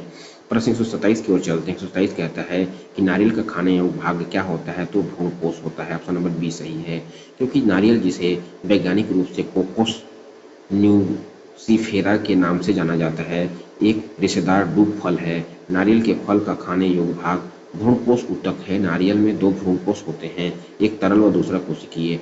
कचरे हरे नारियल फल में स्वच्छ द्रव होता है। विकास के प्रारंभिक अथवा अवस्था में नाभिकीय प्रवस्था के दौरान नारियल के भ्रूणपोष के लिए यह द्रव नियंत्रक के रूप में कार्य करता है। वृद्धि के दौरान भ्रूणपोष कोशिकीय प्रवस्था के रूप में परिपक्व होता है तथा नारियल के कठोर आवरण के भीतर जमा हो जाता है। प्रश्न 128 से दो पिंड एक समान रूप से एक दूसरे की ओर गति करते हैं, उसके बीच की दूरी 6 मीटर प्रति सेकंड की दर से घटती है। यदि पिंड एक ही दिशा में गति करता है तो उसकी मध्य दूरी 4 मीटर सेकंड की दर से बढ़ती है। दोनों पिंडों की गति होगी। तो इसका जो सही आंसर ऑप्शन नंबर डी, यानी कि 1 मीटर सेकंड और 5 मीटर सेकंड होगी। प्रश्न 129 देखते हैं। एक एसी परिपथ के सिरे पर विभव E बराबर E साइन W वाट लगाया जाता है, जिससे परिपथ में 1 बराबर 1 साइन वाट माइनस पाई बटे दो धारा बहती है। इस सर्किट में बिजली की खपत अगर कुछ होती है तो वो शून्य होगी। ऑप्शन नंबर ए सही है। प्रश्न 130 कहता है निम्नलिखित में से कौन सा यौगिक का सही उदाहरण है। यौगिक का सही उदाहरण ऑप्शन नंबर डी है, यानी कि जल, नमक और शक्कर, ये तीनों यौगिक हैं। यौगिक वे पदार्थ होते हैं जो दो या दो से अधिक मिश्रणों के रासायनिक संयोजन से बनते हैं, इसलिए यौगिक के सही उदाहरण है जल यानी कि H2O, जल ऑक्सीजन और हाइड्रोजन के तत्वों का रासायनिक संयोजन है। नमक NaCl, नमक सोडियम और क्लोरीन का तत्वों का रासायनिक संयोजन है। और शक्कर है C12H22OH O11, यानी कि शक्कर कार्बन C हाइड्रोजन, शक्कर जो है कार्बन C, हाइड्रोजन H और ऑक्सीजन O तत्वों का रासायनिक संयोजन है। प्रश्न 131 है त्रिभुज का गुरुत्व केंद्र उसके खाली स्थान बिंदु पर स्थित होता है, तो इसका जो सही आंसर ऑप्शन नंबर डी है, माध्यिका के संगम में होता है। यानी कि त्रिभुज का गुरुत्व केंद्र उसके मध्यिका के संगम बिंदु पर स्थित होता है। मध्यिका एक शीर्ष से त्रिकोण के विपरीत भुजा के मध्य बिंदु तक खींची गई रेखा होती है और त्रिभुज की तीनों मध्यिका एक बिंदु पर मिलती है, एक बिंदु पर मिलती है जिसे त्रिभुज का गुरुत्व कहते हैं। प्रश्न 132 है अर्धचालक निज अर्धचालक में दाता अशुद्धियों की डोपिंग करके बनाए जाते हैं, तो इसका सही आंसर ऑप्शन नंबर बी, यानी कि एन टाइप। निज अर्धचालकों में दाता अशुद्धियों की डोपिंग करके एन टाइप अर्धचालक बनाए जाते हैं। दाता अशुद्धियों वे होती हैं जो आंतरिक इलेक्ट्रॉन प्रदान करती हैं, जैसे कि पेंटावेलेट तत्व, समूह 15 के तत्व जैसे फास्फोरस या आर्सेनिक। इन अशुद्धियों को निज अर्धचालक में निम्न अर्धचालक में मिलाने से अतिरिक्त इलेक्ट्रॉन उपलब्ध होते हैं जो चालकता इलेक्ट्रॉन के रूप में कार्य करते हैं। एन टाइप अर्धचालकों में अधिकांश आवेश वाहक इलेक्ट्रॉन होते हैं। प्रश्न 133 से TCP/IP मुख्य रूप से उपयोग किया जा सकता है, तो इसका ऑप्शन नंबर डी, यानी कि वो सही है। फाइल स्थानांतरण में, ईमेल में, दूरस्थ लॉगिन सेवा में भी कर सकते हैं। TCP/IP का मतलब होता है transmission control protocol. Internet protocol है, यह एक मौलिक नेटवर्किंग प्रोटोकॉल है जो इंटरनेट और अन्य निजी नेटवर्कों के माध्यम से संचार, डेटा साझा करने और डेटा आदान प्रदान करने के लिए एक आधार के रूप में कार्य करता है। यह नेटवर्क में डिवाइसों के बीच डेटा पैकेटों को सही और प्रतिबंध तरीके से प्रेषित करते समय त्रुटि का पता लगाने और सुधार करने के लिए कार्य करता है। ICP/IP मॉडल में 4 परतें होती हैं: एप्लीकेशन परत, ट्रांसपोर्ट परत, इंटरनेट परत और नेटवर्क इंटरफेस परत। एप्लीकेशन परत में ऐसी प्रोटोकॉल कार्य करते हैं जो email, SMTP, web browsing, HTTP, file स्थानांतरण, FTP जैसे कार्यों को संभालते हैं।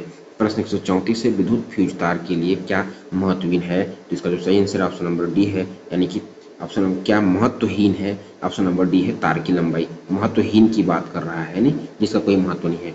विद्युत परिपथ में फ्यूज तार के उपयोग घरेलू उपकरणों को बड़ी मात्रा में प्रवाहित विद्युत धारा तथा क्षतिग्रस्त होने से बचाने के लिए किया जा सकता है।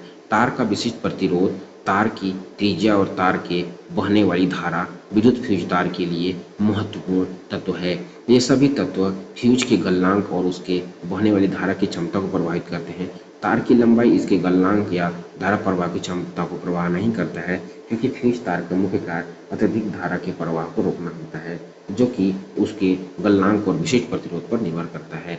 प्रश्न 135 है प्रिज्म के आपतित किरण और निर्गत किरण के बीच के कोण को क्या कहते हैं, तो उसको हम लोग ऑप्शन नंबर डी के हिसाब से विचलन कोण कहते हैं। क्योंकि प्रिज्म के आपतित किरण और निर्गत किरण के बीच के कोण को विचलन कोण कहते हैं। जब एक प्रकाश किरण विरल माध्यम से सघन माध्यम में जाती है तो यह अभिलंब की ओर झुकती है, और जब एक प्रकाश किरण सघन से विरल माध्यम की ओर जाती है तब यह अभिलंब से दूर झुकती है। विचलन कोण को डेल्टा से निरूपित करते हैं। आपतन कोण का मान बढ़ाने से विचलन कोण का मान पहले तो घटता है, परंतु आपतन कोण के एक न्यूनतम मान पर पहुंचने विलयन घटने लगता है।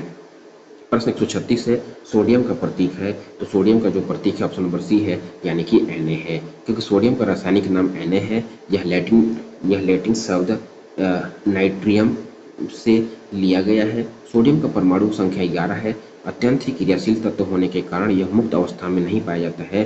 संयुक्त अवस्था में यह पर्याप्त मात्रा में क्लोराइड, नाइट्रेट, कार्बोनेट, बोरेट और सल्फेट के रूप में पाया जाता है। यह आवर्त सारणी के पहले समूह से संबंधित है। सल्फर का रासायनिक प्रतीक S है, सिलिकॉन का रासायनिक प्रतीक Si है और सेलेनियम का रासायनिक प्रतीक Sc है। प्रश्न 137 है, जब X किरणों को शक्तिशाली चुंबकीय क्षेत्र में प्रक्षेपित किया जाता है तो वह ऑप्शन नंबर ए की ओर लेके चलता है, तो वह बिल्कुल भी विक्षेपित नहीं होता है। कहने का तात्पर्य है कि इलेक्ट्रॉनों और चुंबकीय क्षेत्रों द्वारा एक्स किरणों को विक्षेपित नहीं किया जाता है, क्योंकि एक्स किरणें आवेश नहीं ले जाती हैं। केवल आवेशित कणों को विद्युत और चुंबकीय क्षेत्र द्वारा विक्षेपित किया जाता है। 0.1 ए से 100 ए तक की तरंगदैर्ध्य के साथ एक विद्युत चुंबकीय तरंग को एक्स किरणें कहा जाता है। ये किरणें प्रकाश के वेग से गति करती हैं। निर्वात में इसकी गति 300 × 10⁸ ms होती है। सामान्य प्रकाश की तरह से किरणें भी आपवर्तन, परावर्तन, विवर्तन, व्यतिकरण आदि घटनाओं को प्रदर्शित करती हैं। लाइकेन सहजीवी है जिसमें पाए जाते हैं ऑप्शन नंबर सी यानी शैवाल और कवक पाए जाते हैं, क्योंकि लाइकेन को दो जीवों का सहजीवी माना जाता है जिसमें शैवाल और कवक एक साथ रहते हैं और परस्पर एक दूसरे को लाभान्वित करते हैं। इस संबंध में शैवाल प्रकाश संश्लेषण के माध्यम से भोजन तैयार करते हैं और कवक उन्हें आवास और खनिज पोषण तत्व प्रदान करते हैं। लाइकेन के शैवाल तथा कवकीय घटकों को क्रमशः फाइकोबायोट तथा माइक्रोबायोन्ट कहा जाता है। लाइकेन पेड़ों की छाल और चट्टानों पर उगते हैं और पर्यावरण के लिए भी अत्यधिक संवेदनशील हैं। प्रश्न 139 से एक षटभुजाकार कुंडली भुजा ए में धारा I प्रवाहित हो रही है। कुंडली के केंद्र पर चुंबकीय प्रेरण होगा तो ऑप्शन नंबर डी होगा, यानी कि कर्णी 3 म्यू पॉइंट I बटे पाई ए होगा। क्वेश्चन नंबर हम देखेंगे 140 है, पदार्थ बहुत छोटे छोटे कणों से मिलकर बना होता है जिसे हम कहते हैं तो उसको हम परमाणु कहते हैं। ऑप्शन नंबर ए, पदार्थ बहुत छोटे छोटे कणों से मिलकर बना होता है जिन्हें परमाणु कहा जाता है। परमाणु एक तत्व का सबसे छोटा कण है जो उस तत्व के रासायनिक गुणों को बरकरार रखता है। जब दो या दो से अधिक परमाणु आपस में जुड़ते हैं तो वे एक अणु बनाते हैं, और जब दो या दो से अधिक तत्वों के परमाणु रासायनिक रूप से जुड़ते हैं तो वे एक यौगिक बनाते हैं। प्रश्न 141 से एक कण ए आयाम की सरल आवर्त गति कर रहा है। मध्य स्थिति में कितनी दूरी पर इसकी गतिज ऊर्जा इसकी स्थितिज ऊर्जा के बराबर हो जाएगी? तो इसका जो सही आंसर ऑप्शन नंबर ए 0.71 ए में हो जाएगा। क्वेश्चन नंबर 142 है, एक बंद आर्गन पाइप P की पहली ओवरटोल आवृत्ति एक खुले आर्गन पाइप P की मौलिक आवृत्ति के बराबर है। यदि पाइप PI की लंबाई 30 सेंटीमीटर है तो P2 की लंबाई सेंटीमीटर में क्या होगी? तो इसका जो सही आंसर ऑप्शन नंबर सी यानी कि 20 होगी, क्योंकि एक बंद आर्गन पाइप PI की पहली ओवरटोल आवृत्ति उसकी मौलिक आवृत्ति की 3 गुना होती है, और एक खुले आर्गन पाइप P2 की मौलिक आवृत्ति उसकी लंबाई के आधे हिस्से की आवृत्ति के बराबर होती है। तो यदि पाइप PI की पहली ओवरटोल आवृत्ति P2 की मौलिक आवृत्ति के बराबर है तो हम निम्नलिखित समीकरण का उपयोग कर सकते हैं। 3v/4lp1 बराबर v/2lp2 होता है, जहां v ध्वनि की गति lp1 p1 की लंबाई है और lp2 p2 की लंबाई है, जहां lp2 बराबर 2/3 lp1 और lp2 बराबर 2/3 × 30 बराबर 20 सेंटीमीटर होता है। प्रश्न 143 है, तरल पदार्थों के मिश्रण के घटकों को अलग करने के लिए इस्तेमाल की जाने वाली पृथक्करण तकनीक कहलाती है? तो ऑप्शन नंबर बी है, यानी कि प्रभाजी आसवन कहलाती है। तरल पदार्थों के मिश्रण से घटकों को अलग करने के लिए इस्तेमाल की जाने वाली पृथक्करण तकनीक प्रभाजी आसवन है या आंशिक आसवन कहलाती है। इस विधि से ऐसे मिश्रित द्रवों को पृथक करते हैं जिनके क्वथनांकों में बहुत कम अंतर होता है। प्रभाजी आसवन से आसवन कूपी और संघनित के बीच प्रभाजी स्तंभ का उपयोग किया जाता है।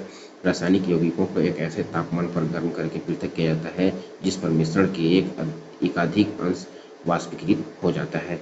प्रश्न 144 देखेंगे हम कि अब रक्त समूह के व्यक्ति को AB रक्त समूह के व्यक्ति को सर्वग्राही कहते हैं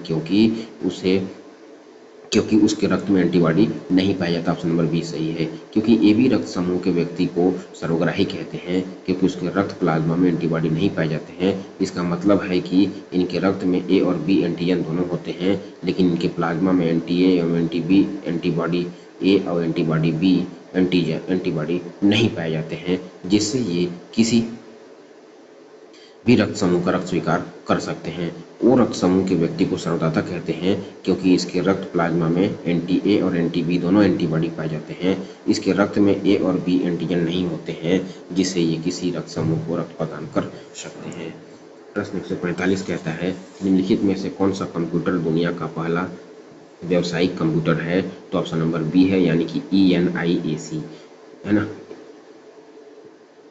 क्या कहते हैं ENIAC कहते हैं UNIVAC universal automatic computer first संयुक्त राज्य अमेरिका ने निर्मित पहला व्यावसायिक कंप्यूटर था। इसके मुख्य रूप से जे प्रेस्पर एकर्ट और जॉन मॉचली द्वारा डिजाइन किया गया था जो ENIAC के आविष्कारक थे। इसे 1991 में संयुक्त राज्य अमेरिका के जनगणना ब्यूरो को दिया गया था। ENIAC इलेक्ट्रॉनिक न्यूमेरिकल इंटीग्रेटेड एवं कंप्यूटर पहला सामान्य उद्देश्य वाला इलेक्ट्रॉनिक कंप्यूटर था। प्रश्न 146 है एक दोहरे उत्तल लेंस की सतहों की वक्रता त्रिज्या क्रमशः 20 सेंटीमीटर और -40 सेंटीमीटर है। इसकी फोकस दूरी 20 सेंटीमीटर है तो लेंस के पदार्थ का अपवर्तनांक क्या होगा? तो इसका जो सही आंसर है ऑप्शन नंबर ए होगा यानी कि 5/3 होगा। प्रश्न 147 है जैव संगठन का सही क्रम अगर कोई है तो ऑप्शन नंबर बी है यानी कि कोशिकाएं, ऊतक, अंग, अंगतंत्र, जीव। कोशिकाएं, ऊतक, अंग, अंगतंत्र, जीव यही है क्योंकि जैव संगठन का सही क्रम होता है जो सबसे छोटी इकाई से शुरू होकर सबसे बड़ी इकाई तक जाता है। इस क्रम में पहले कोशिका आती हैं जो जीवन की मूलभूत इकाई होती है, फिर ऊतक आते हैं जो समान कार्य करने वाली कोशिका का समूह होता है, इसके बाद अंग आते हैं जो विभिन्न प्रकार के ऊतकों से मिलकर बने होते हैं और विशेष कार्य करते हैं। अंतर्गत अंगतंत्र विभिन्न अंगों का समूह होता है जो मिलकर जटिल कार्य करते हैं। अंत में जीव आते हैं जो अंगतंत्रों से मिलकर बनते हैं। इसलिए जैव संगठन का अगर सही क्रम है तो कोशिकाएं, ऊतक, अंग, अंगतंत्र, जीव होते हैं। प्रश्न 148 है पृथ्वी तक पहुंचने वाली कुल सौर ऊर्जा का कितना प्रतिशत भाग या कितना भाग प्रकाश संश्लेषण में प्रयोग होता है? तो इसका जो सही आंसर है ऑप्शन नंबर ए यानी कि लगभग 1 से 2% भाग प्रकाश संश्लेषण के लिए उपयोग होता है। यानी कि कहने का तात्पर्य है कि पृथ्वी तक पहुंचने वाली कुल पृथ्वी पर पहुंचने वाली कुल सौर ऊर्जा का लगभग 1 से 2% भाग प्रकाश संश्लेषण के लिए उपयोग होता है। प्रकाश संश्लेषण की प्रक्रिया में पौधे सूर्य की प्रकाश से ऊर्जा को ग्रहण करते हैं और उसे रासायनिक ऊर्जा में परिवर्तित करते हैं जो कार्बोहाइड्रेट के रूप में संचित होती है। अधिकांश सौर ऊर्जा प्रकाश संश्लेषण के लिए अनुपयुक्त होता है। पृथ्वी तक पहुंचने वाली 98 से 99% सौर ऊर्जा पत्तियों और अन्य सतहों से परिवर्तित होती है। प्रश्न 149 है एक अनुचुंबकीय पदार्थ की पारगम्यता है तो ऑप्शन नंबर ए है यानी कि 1 से अधिक है। अनुचुंबकीय पदार्थ ऐसे पदार्थ होते हैं जो चुंबकीय क्षेत्र में रखे जाने पर चुंबकीय क्षेत्र की दिशा में दुर्बल रूप से चुंबकित हो जाते हैं। अनुचुंबकीय पदार्थों में स्थायी द्विध्रुव आघूर्ण या स्थायी चुंबकीय आघूर्ण होता है। एक अनुचुंबकीय पदार्थ की पारगम्यता 1 से अधिक होती है। Tungsten, caesium, aluminium, lithium, magnesium और सोडियम अनुचुंबकीय पदार्थों के कुछ उदाहरण हैं। प्रश्न 150 और अंतिम प्रश्न है कि एक पिंड 10 मिनट में 62 डिग्री से 50 डिग्री तक और अगले 10 मिनट में 42 डिग्री तक ठंडा हो जाता है तो वातावरण का तापमान अगर होता है तो ऑप्शन नंबर सी होगा यानी 26 डिग्री होगा। क्योंकि न्यूटन के शीतलन के नियम के अनुसार किसी गर्म पिंड के तापमान में गिरावट की दर उसके तापमान और आसपास के वातावरण के तापमान के अंतर के समानुपाती होती है। यह निम्न समीकरण द्वारा दी जाती है यानी कि dt बटे स्मॉल डी कैपिटल टी बटे स्मॉल टी बराबर के टी माइनस टी एस, जहाँ के शीतलन नियतांक है, टी समय t पर पिंड का तापमान है और ts वातावरण का तापमान है और dt बटे dt तापमान में परिवर्तन की दर है। अन्य शब्दों में हम यह कहें तो यदि t समय में तापमान T1 से T2 में परिवर्तित होता है तो इसका जो सही आंसर होगा वो ऑप्शन नंबर सी होगा यानी कि 26 डिग्री होगा। अब हम चतुर्थ भाग में आ गए हैं। चतुर्थ भाग जो हमारा है सामाजिक अध्ययन अनुसार प्रश्न देखेंगे।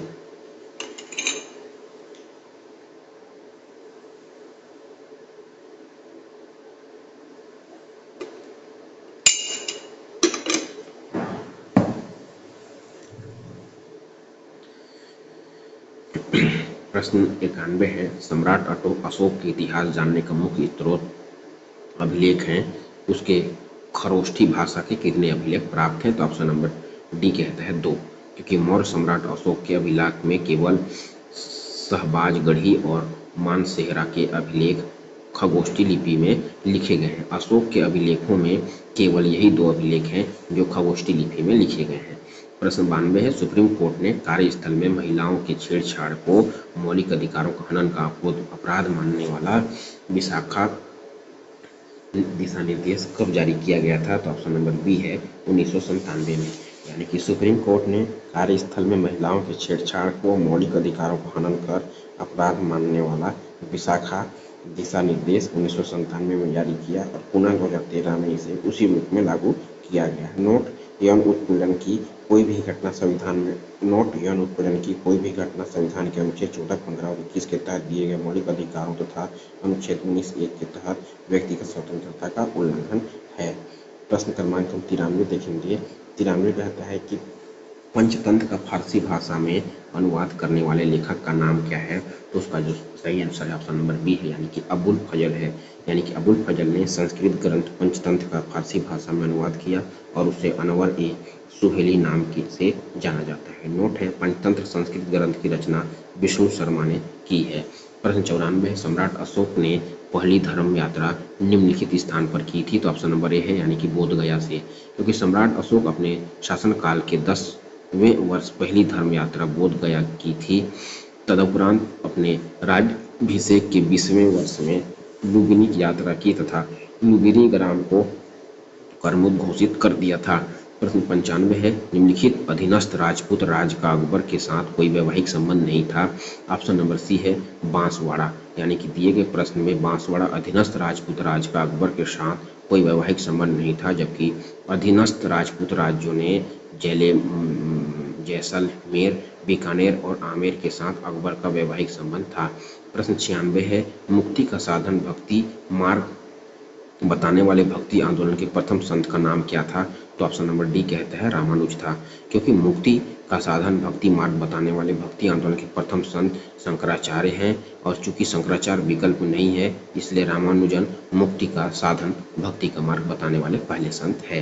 प्रश्न 97 है, ईस्वी सन 453 गुप्त काल में जैन धर्म की धर्म सभा की स्थान में हुई थी? तो ऑप्शन नंबर डी कहता है बल्लभी।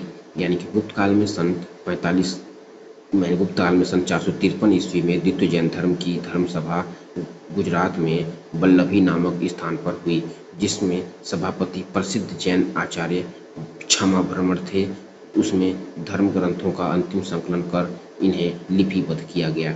नोट, प्रथम जैन संगीत सभा चंद्रगुप्त मौर्य के शासनकाल में 300 ईसा पूर्व में पाटलिपुत्र पटना में हुई थी। प्रश्न 98 है, 1857 के विप्लव के पश्चात ईस्ट इंडिया कंपनी की सत्ता समाप्त कर क्राउन की सत्ता की स्थापना की घोषणा कब की गई थी? तो इसका जो सही आंसर ऑप्शन नंबर डी, यानी कि अगस्त 1858 में। अगस्त 1858 में, यानी कि 1857 के विप्लव के पश्चात ईस्ट इंडिया कंपनी की सत्ता समाप्त कर क्राउन की सत्ता की स्थापना 2 अगस्त 1858 को ब्रिटिश संसद ने एक एक्ट पारित कर दिया। इसे भारत सरकार अधिनियम 1858 नाम दिया गया। इसके तहत भारत का शासन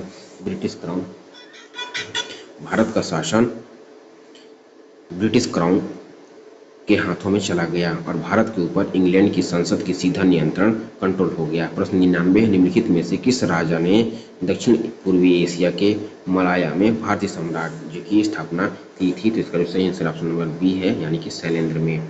यानी कि शैलेंद्र वंश का आरंभ दक्षिण पूर्व एशिया में 8वीं शताब्दी को हुआ था। इस वंश के शासक 13वीं शताब्दी तक एशिया के अन्य क्षेत्रों तक पर शासन करते थे। इस वंश के शासक जो भारतीय थे उन्होंने न केवल समस्त प्रायद्वीप पर वरन सुमात्रा, जावा, बाली और बार्नियो सहित समस्त मलय द्वीप समूह पर शासन किया था। अरब शास्त्री और यात्रियों ने उनकी शक्ति, समाप्ति और ऐश्वर्य का वर्णन करते हुए लिखा है कि उन्हें महाराज पुकारा जाता था। शैलेंद्र शासक बौद्ध धर्म के महायान संप्रदाय के अनुयायी थे। 100वां प्रश्न है, निम्नलिखित स्थान में प्राप्त संस्कृत हड़प्पा युगोत्तर संस्कृति है? तो ऑप्शन नंबर सी है, यानी झूकर संस्कृति है। झूकर संस्कृति हड़प्पा युगोत्तर संस्कृति है। चन्हुदड़ों से झूकर झाकर संस्कृति के अवशेष मिलते हैं। यह कृषि मूलक संस्कृति थी, अर्थात मुख्य व्यवसाय कृषि था। प्रश्न 101 देखेंगे, वैदिक साहित्य के अनुसार विद्यार्थी जीवन समाप्त होने पर कौन सा संस्कार होता था? इसका जो सही आंसर है ऑप्शन नंबर डी यानी कि समावर्तन होता था। वैदिक साहित्य के अनुसार विद्यार्थी जीवन समाप्त होने पर समावर्तन संस्कार होता था। 16वां संस्कार इस प्रकार है, क्रम यह है, गर्भधान, पुंसवन, सीमांतोन्नयन, जातकर्म, नामकरण, निष्क्रमण, अन्नप्राशन, चूड़ाकरण, कर्णवेधन, विधारम, उन्नयन, वेदारंभ, केशांत, समावर्तन, विवाह और अंत्योष्टि संस्कार होते हैं। प्रश्न 102 कहता है कि किस मराठा पेशवा ने अंग्रेजों के साथ बासिन की संधि 1802 में की थी? तो ऑप्शन नंबर बी है, बाजीव द्वितीय ने की थी। यानी कि बासिन की संधि 31 दिसंबर 1802 को ब्रिटिश ईस्ट इंडिया कंपनी और पेशवा बाजीराव द्वितीय के बीच एक समझौता था। यह संधि मराठा साम्राज्य के विघटन में एक निर्णायक कदम थी, जिसके कारण 1818 ईस्वी में इंडिया कंपनी ने पश्चिमी भारत के क्षेत्रों पर कब्जा कर लिया। प्रश्न 103 है, सूफी धर्म में ईश्वर से एकात्म प्राप्त करने के साधनों में एक है सभा। इसका अर्थ होता है ऑप्शन नंबर बी यानी कि संकीर्तन। सूफी धर्म में ईश्वर से एकात्म प्राप्त करने के साधनों में एक है क्षमा। इसका अर्थ संकीर्तन है। इस अनुष्ठानों में अक्सर गायन, यंत्र बजाना, नृत्य करना, कविता और प्रार्थनाओं का पाठ, प्रतीकात्मक पोशाक पहन और अन्य अनुष्ठान शामिल है। प्रश्न 104, मुसलमान प्रज्ञा का इस्लाम नियम के अनुसार सदाचार का निरीक्षण करने वाला मुगल अधिकारी था? तो ऑप्शन नंबर सी है यानी कि मुहतासिब था। क्योंकि मुसलमान प्रजा का इस्लाम नियम सदाचार या निरीक्षण करने वाला मुगल अधिकारी मुहतसिब उसके दोषों को दूर करने तथा वह उन मुसलमानों को दंड देता था जो इस्लाम के विरुद्ध विचार रखते थे या पैगंबर में अंधविश्वास रखते थे और 5 वक्त की नमाज नहीं पढ़ने पर रोजे नहीं रखते थे। प्रश्न 105 बोलता है, अकबर ने अपने शासन के 24वें वर्ष पैमाइश पर आधारित नई राजस्व व्यवस्था प्रारंभ की थी। उसका नाम था ऑप्शन नंबर डी यानी कि 10 साला। अकबर ने अपने शासनकाल के 24वें वर्ष 1580 ईस्वी में 10 साला प्रणाली टोडरमल बंदोबस्त नामक एक नई कर प्रणाली को शुरू करके मुगलकालीन लगान व्यवस्था को स्थायी स्वरूप प्रदान किया। इस प्रणाली के वास्तविक प्रणेता तोडरमल थे। इस कारण इसे टोडरमल बंदोबस्त भी कहा जाता था। इस प्रणाली के अंतर्गत कर अदायगी नगद रूप में करनी पड़ती थी। 10 साला प्रणाली में यद्यपि कर का निर्धारण पिछले 10 वर्षों के उत्पादन और प्रचलित मूल्यों के आधार पर किया जाता था, लेकिन उनका 1/10 भाग हर साल वसूला जाता था, जिसे माल ए हरसाला कहा जाता था।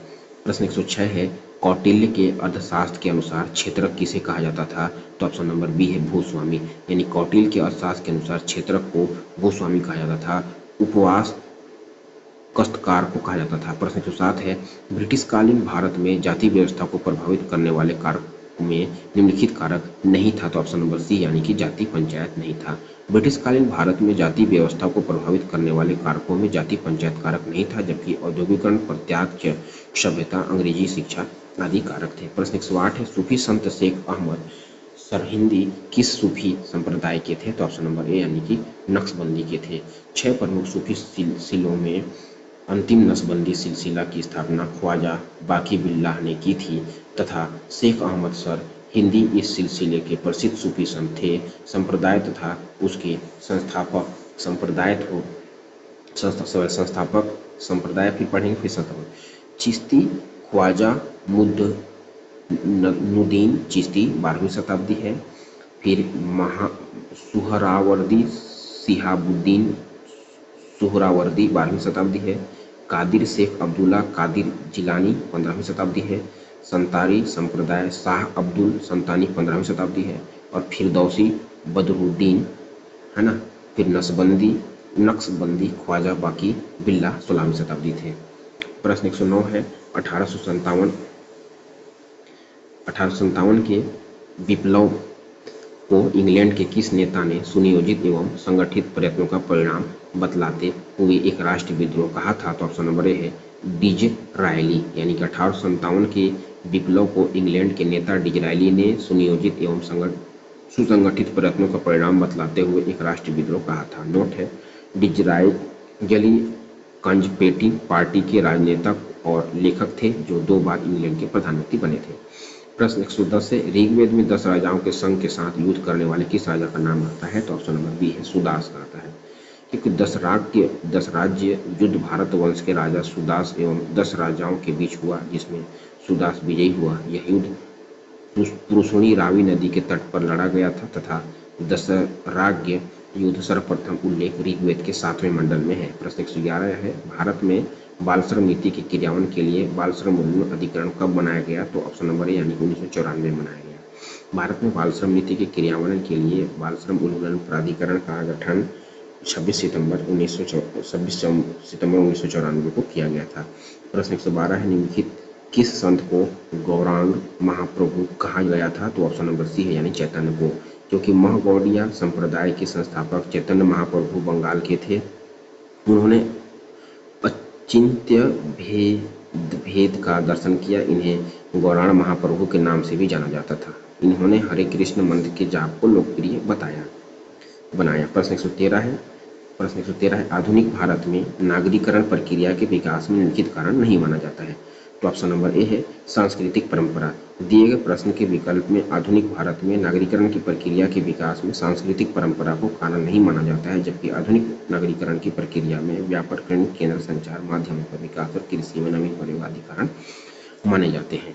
प्रश्न 114 है, ईस्ट इंडिया कंपनी ने सक्षमता के सिद्धांत पर भारतीय रियासतों के साथ समझौता किया था तथा इस नीति को क्या कहा गया था? तो इसका सही आंसर ऑप्शन नंबर ए यानी सुरक्षा घेरे की नीति, यानी कि ईस्ट इंडिया कंपनी ने समक्षता के सिद्धांत पर भारतीय रियासतों के साथ एक समझौता किया था तथा कंपनी की समझौते की इस नीति को अपनी सुरक्षा हेतु ईस्ट इंडिया कंपनी पर निर्भर रखने के लिए बाध्य करना था, अर्थात भारतीय रियासतों को अंग्रेजी राजनीतिक शक्ति और सैनिक सुरक्षा के घेरे में लाने का प्रयास किया गया था तथा रियासतों के स्वयं के खर्चों पर उनको बाहरी आक्रमण के विरुद्ध सैन्य मदद का भरोसा दिया गया था।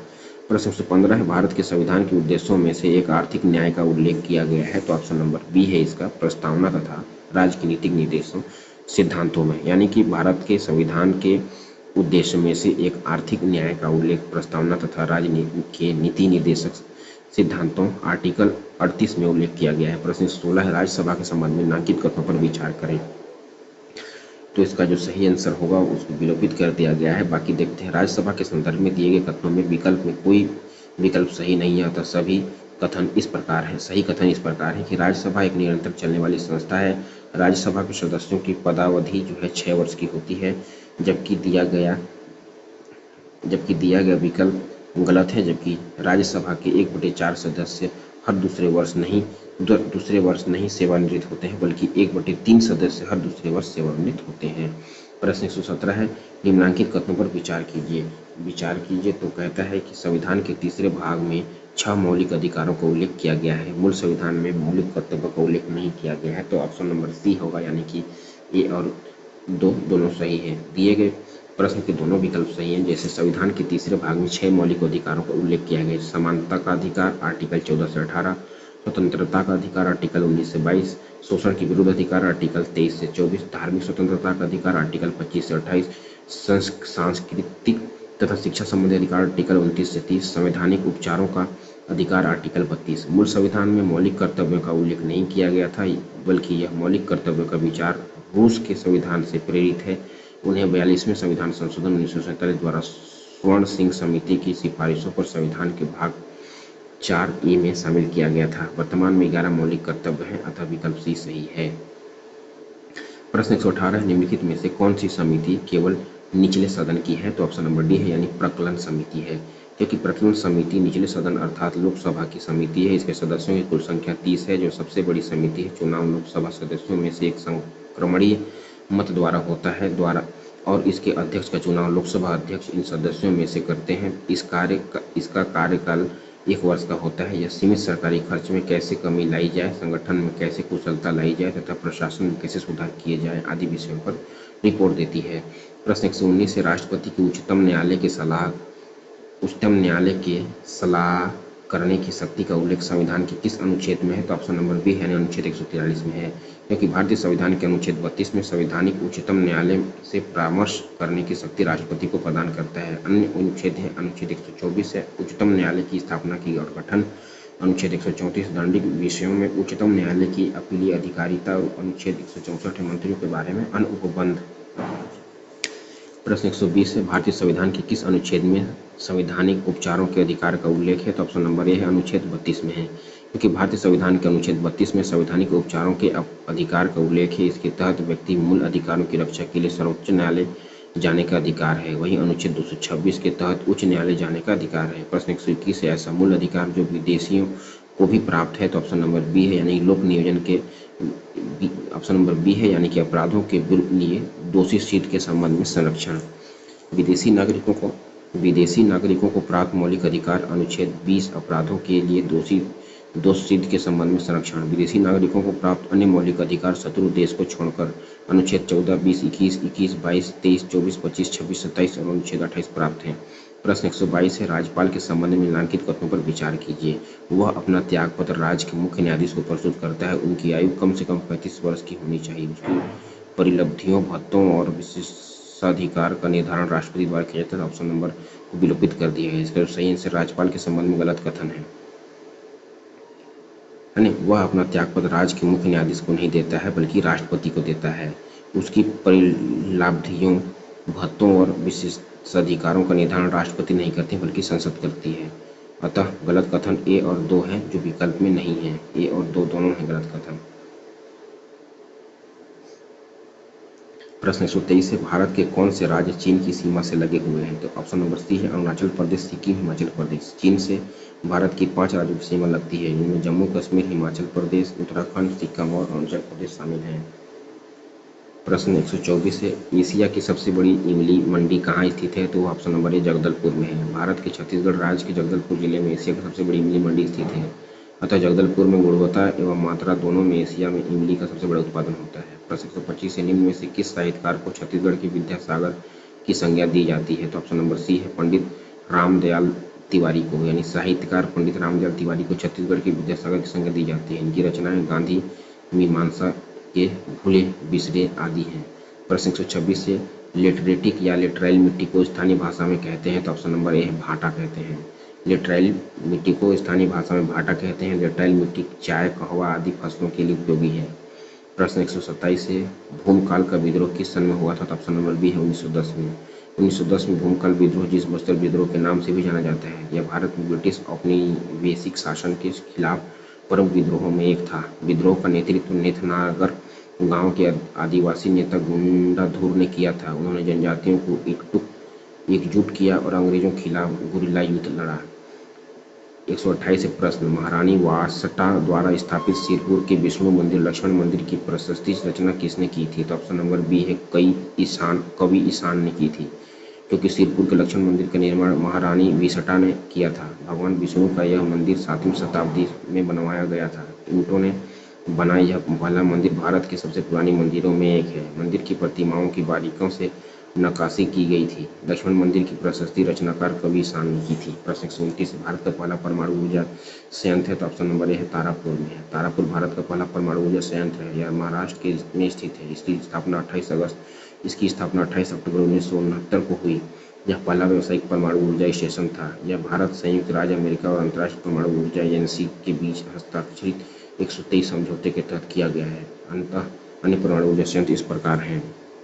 परमाणु संयंत्र राज्य कलपक्कम तमिलनाडु, रावतभाटा राजस्थान, ककरापार गुजरात। नोट वर्तमान में भारत में 7 राज्यों में 22 परमाणु रिएक्टर कार्यरत हैं।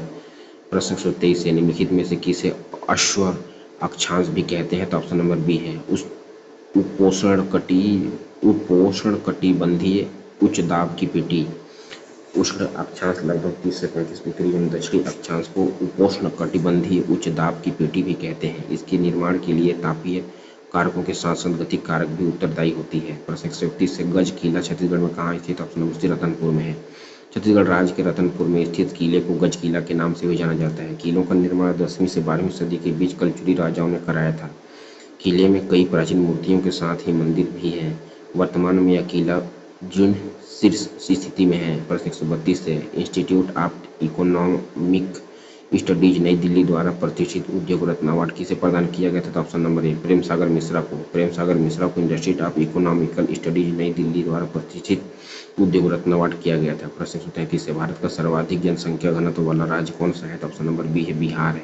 वर्ष 2011 की जनगणना के अनुसार बिहार प्रतिवर्ष व्यक्ति 1106 व्यक्तियों के साथ जनसंख्या घनत्व सर्वाधिक है। राज्य जनघनत्व पश्चिम बंगाल 1028, केरल 860, उत्तर प्रदेश 829, महाराष्ट्र 365।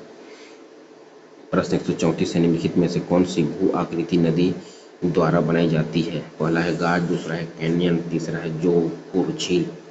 इसका जो सही आंसर है ऑप्शन नंबर डी, गाज, कैतून और गोपुर झील नदी द्वारा बनाई जाने वाली आकृतियां हैं।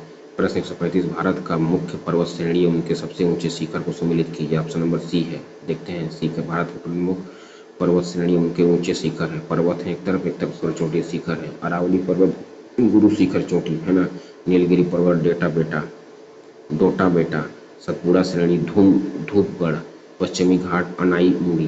प्रश्न 136 है, मोह असमर्थता पाई जाती है। ऑप्शन नंबर ए, भूपटल एवं मेटल के बीच मोह असंबद्धता पाई जाती है। प्रश्न 137 है, चिंगरा पगार जलप्रपात कहाँ स्थित? ऑप्शन नंबर सी, गरियाबंद में है। चिंगरा पगार जलप्रपात एक मौसमी जलप्रपात है जो छत्तीसगढ़ के गरियाबंद जिले में स्थित है। इस जलप्रपात की ऊंचाई करीबन 110 फीट है। जलप्रपात के नीचे एक छोटा सा कुंड भी है।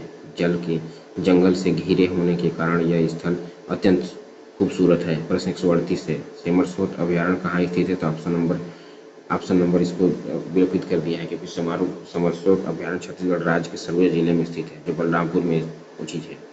ओजोन, प्रश्न 139 है, ओजोन की परत वायुमंडल में किस स्तर पर पाई जाती है? तो इसका जो सही आंसर ऑप्शन नंबर समताप मंडल में है क्योंकि ओजोन वायुमंडल के ऊपरी परत समताप मंडल में पाई जाती है जो 15 से 35 किलोमीटर तक विस्तृत होती है। ओजोन परत यूवी किरणों को अवशोषित करती है और जीवों की रक्षा करती है। नोट, पहला है वायुमंडल में 90% ओजोन समताप मंडल में पाई जाती है ना। ओजोन वायुमंडल 10 से 50 किलोमीटर तक पाई जाती है। प्रश्न 140 है, लोकगीत लेजा छत्तीसगढ़ के मुख्यतः कौन से आदिवासी बहुमूल्य क्षेत्रों में पाया गया है? तो इसका जो सही गाया गया है तो उसका सही आंसर ऑप्शन नंबर डी यानी बस्तर में गाया गया है क्योंकि लोकगीत लेजा छत्तीसगढ़ के मुख्यतः बस्तर आदिवासी बहुमूल्य क्षेत्रों में गाया गया है। प्रश्न 141, एक शिक्षक को सामाजिक विज्ञान पढ़ाते समय किस पर ध्यान केंद्रित करने का प्रयास करना चाहिए? तो इसका सही आंसर ऑप्शन बी तथ्यों, मूल्यों और पैटर्न पर ध्यान देना चाहिए क्योंकि एक शिक्षक को सामाजिक विज्ञान पढ़ाते समय तथ्यों, मूल्यों और प्रतिमानों पर ध्यान केंद्रित करने का प्रयास करना चाहिए क्योंकि सामाजिक विज्ञान के शिक्षण में छात्र हेतु निम्न बातों पर ध्यान केंद्रित किया जाना चाहिए। छात्र समाज के मानदंडों, मान्यताओं, संस्कृतियों और मूल्यों को आत्मसात करते हैं। छात्र संस्कृति, सभ्यता और सामाजिक व्यवहार के बारे में जानें। छात्र समाज को समझने और सांस्कृतिक प्रथाओं में विविधता का सम्मान करें। प्रश्न 142 है, कक्षा में व्यवहारिक शिक्षा के विचार का अर्थ है कि शिक्षा किस पर लागू होती है? शिक्षा किस पर लागू? सही आंसर ऑप्शन नंबर डी है असली दुनिया। व्यवहारिक शिक्षा का अर्थ है कि शिक्षा को वास्तविक दुनिया की समस्याओं और परिस्थितियों से जोड़ना। यह छात्रों को अनुभवात्मक शिक्षण के माध्यम से सीखने का अवसर प्रदान करता है जहां वे करके सीखते हैं। व्यवहारिक शिक्षा छात्रों को वास्तविक दुनिया में सफल बनाने के लिए आवश्यक कौशल और ज्ञान विकसित करने में मदद करता है। यह शिक्षा को अधिक प्रासंगिक और आकर्षक बनाता है जो छात्रों को जीवन भर सीखने के लिए प्रेरित करता है। प्रश्न 143 है, परियोजना पद्धति किसके व्यवहारिक दर्शन पर आधारित होता है? तो सही आंसर ऑप्शन नंबर है जॉन डेवी के है यानी कि परियोजना पद्धति प्रगतिवाद की दार्शनिक दर्शन शैक्षणिक दर्शन पर आधारित है जिसके मुख्य प्रणेता जॉन डेवी हैं। जॉन डेवी का मानना था कि शिक्षा को बच्चों की रुचियों और अनुभवों से जुड़ा होना चाहिए और उन्हें स्वतंत्र रूप से सोचने और समस्याओं को सुलझाने के लिए प्रोत्साहित करना चाहिए। हालांकि किलपैट्रिक, स्टीवेंस और मार्कर ने भी परियोजना पद्धति में विकास में योगदान दिया। डेवी को इस शिक्षण पद्धति का मूल प्रणेता माना जाता है। प्रश्न 144 से, आपने देखा कि छात्र सामाजिक विज्ञान की कक्षा में पूर्वाग्रह प्रदर्शित करते हैं, आपकी सबसे उपयुक्त प्रक्रिया क्या होगी? ऑप्शन नंबर बी है सामाजिक वास्तविकता के आयामों पर चर्चा का आयोजन करें। यानी कि छात्र सामाजिक विज्ञान की कक्षा में पूर्वाग्रह प्रदर्शित करते हैं।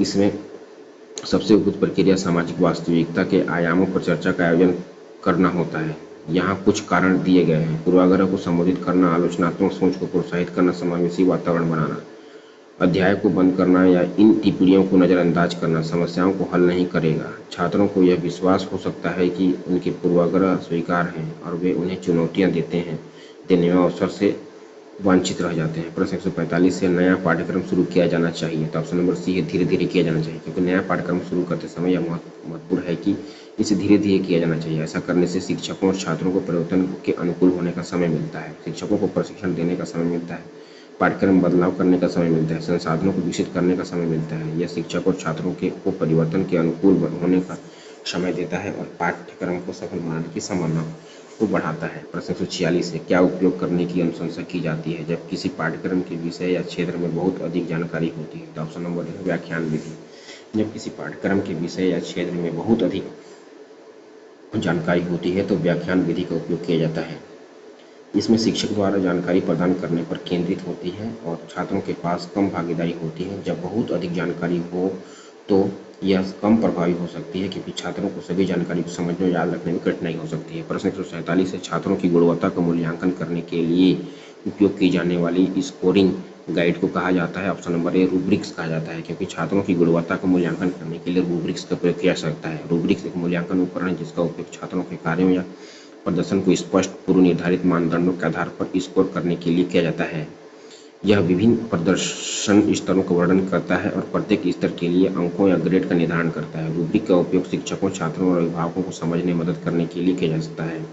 यह किया जाता है कि प्रत्येक छात्र में उस अपेक्षा को कितनी अच्छी तरह पूरा किया जाता है। प्रश्न 148 से निम्नलिखित में से कौन सी सामाजिक विज्ञान में नई अवधारणा है, तो इसका सही आंसर ऑप्शन नंबर सी मानव संबंधों और समाज की बेहतर का अध्ययन। सामाजिक विज्ञान विज्ञान की एक शाखा है जो मानव व्यवहार और सामाजिक संबंधों से संबंधित है, जो मुख्य रूप से अनुभवजन्य दृष्टिकोणों पर निर्भर करता है। मानव संबंधों और समाज की बेहतरी का अध्ययन सामाजिक विज्ञान की नई अवधारणा है। यह क्षेत्र सामाजिक समस्याओं का अध्ययन करता है और उनके समाधान के लिए कार्य करता है। इसमें गरीबी, भेदभाव, अपराध, शिक्षा, स्वास्थ्य देखभाल और पर्यावरण जैसे विषय शामिल हैं। प्रश्न 149 कक्षा प्रबंधन की वह तकनीक जिसमें शिक्षक एक अनियंत्रित छात्र को शेष कक्षा से हटाकर नकारात्मक व्यवहार को दंडित करता है कहलाती है, option number C time out तकनीक कहलाती है, क्योंकि टाइम आउट तकनीक अनियंत्रित छात्र को एक निश्चित समय के लिए कक्षा में अलग करती है, जिससे उसे अपने व्यवहार पर पुनर्विचार करने का अवसर मिलता है। टाइम आउट तकनीक वह तकनीक है जिसमें सीख एवं अनियंत्रित छात्र को शेष कक्षा से हटाकर नकारात्मक व्यवहार को दंडित करता है। इसका उपयोग केवल गंभीर व्यवहारिक समस्याओं के लिए किया जाना चाहिए और इसे हमेशा सकारात्मक सॉल्यूशन के साथ जोड़ा जाना चाहिए। प्रश्न 150 है, समूह परियोजना का काम कम विकसित करने की मदद करता है, सही आंसर ऑप्शन नंबर डी यानी कि उपरोक्त समूह। मजबूत इष्टा ग्रुप प्रतियोगिता, उपलब्धि की व्यक्तिगत भावना, सहयोग और समस्या समाधान कौशल, यानी कि ऑप्शन नंबर डी कहता है समूह परियोजना का काम मजबूत इंट्रा ग्रुप प्रतियोगिता, उपलब्धि की व्यक्तिगत भावना और सहयोग और समस्या समाधान कौशल को विकसित करने में करता है। अब इसी के साथ हम इसका जो हमारा अगला रहेगा वो शिक्षक भर्ती परीक्षा का रहेगा। इसी के साथ हम हमारा जो टेट का जो सीरीज था वो समाप्त हो गया है। इसके साथ हम 2024 में जो टेट हुआ था उसका भी पेपर लेके आएंगे। धन्यवाद।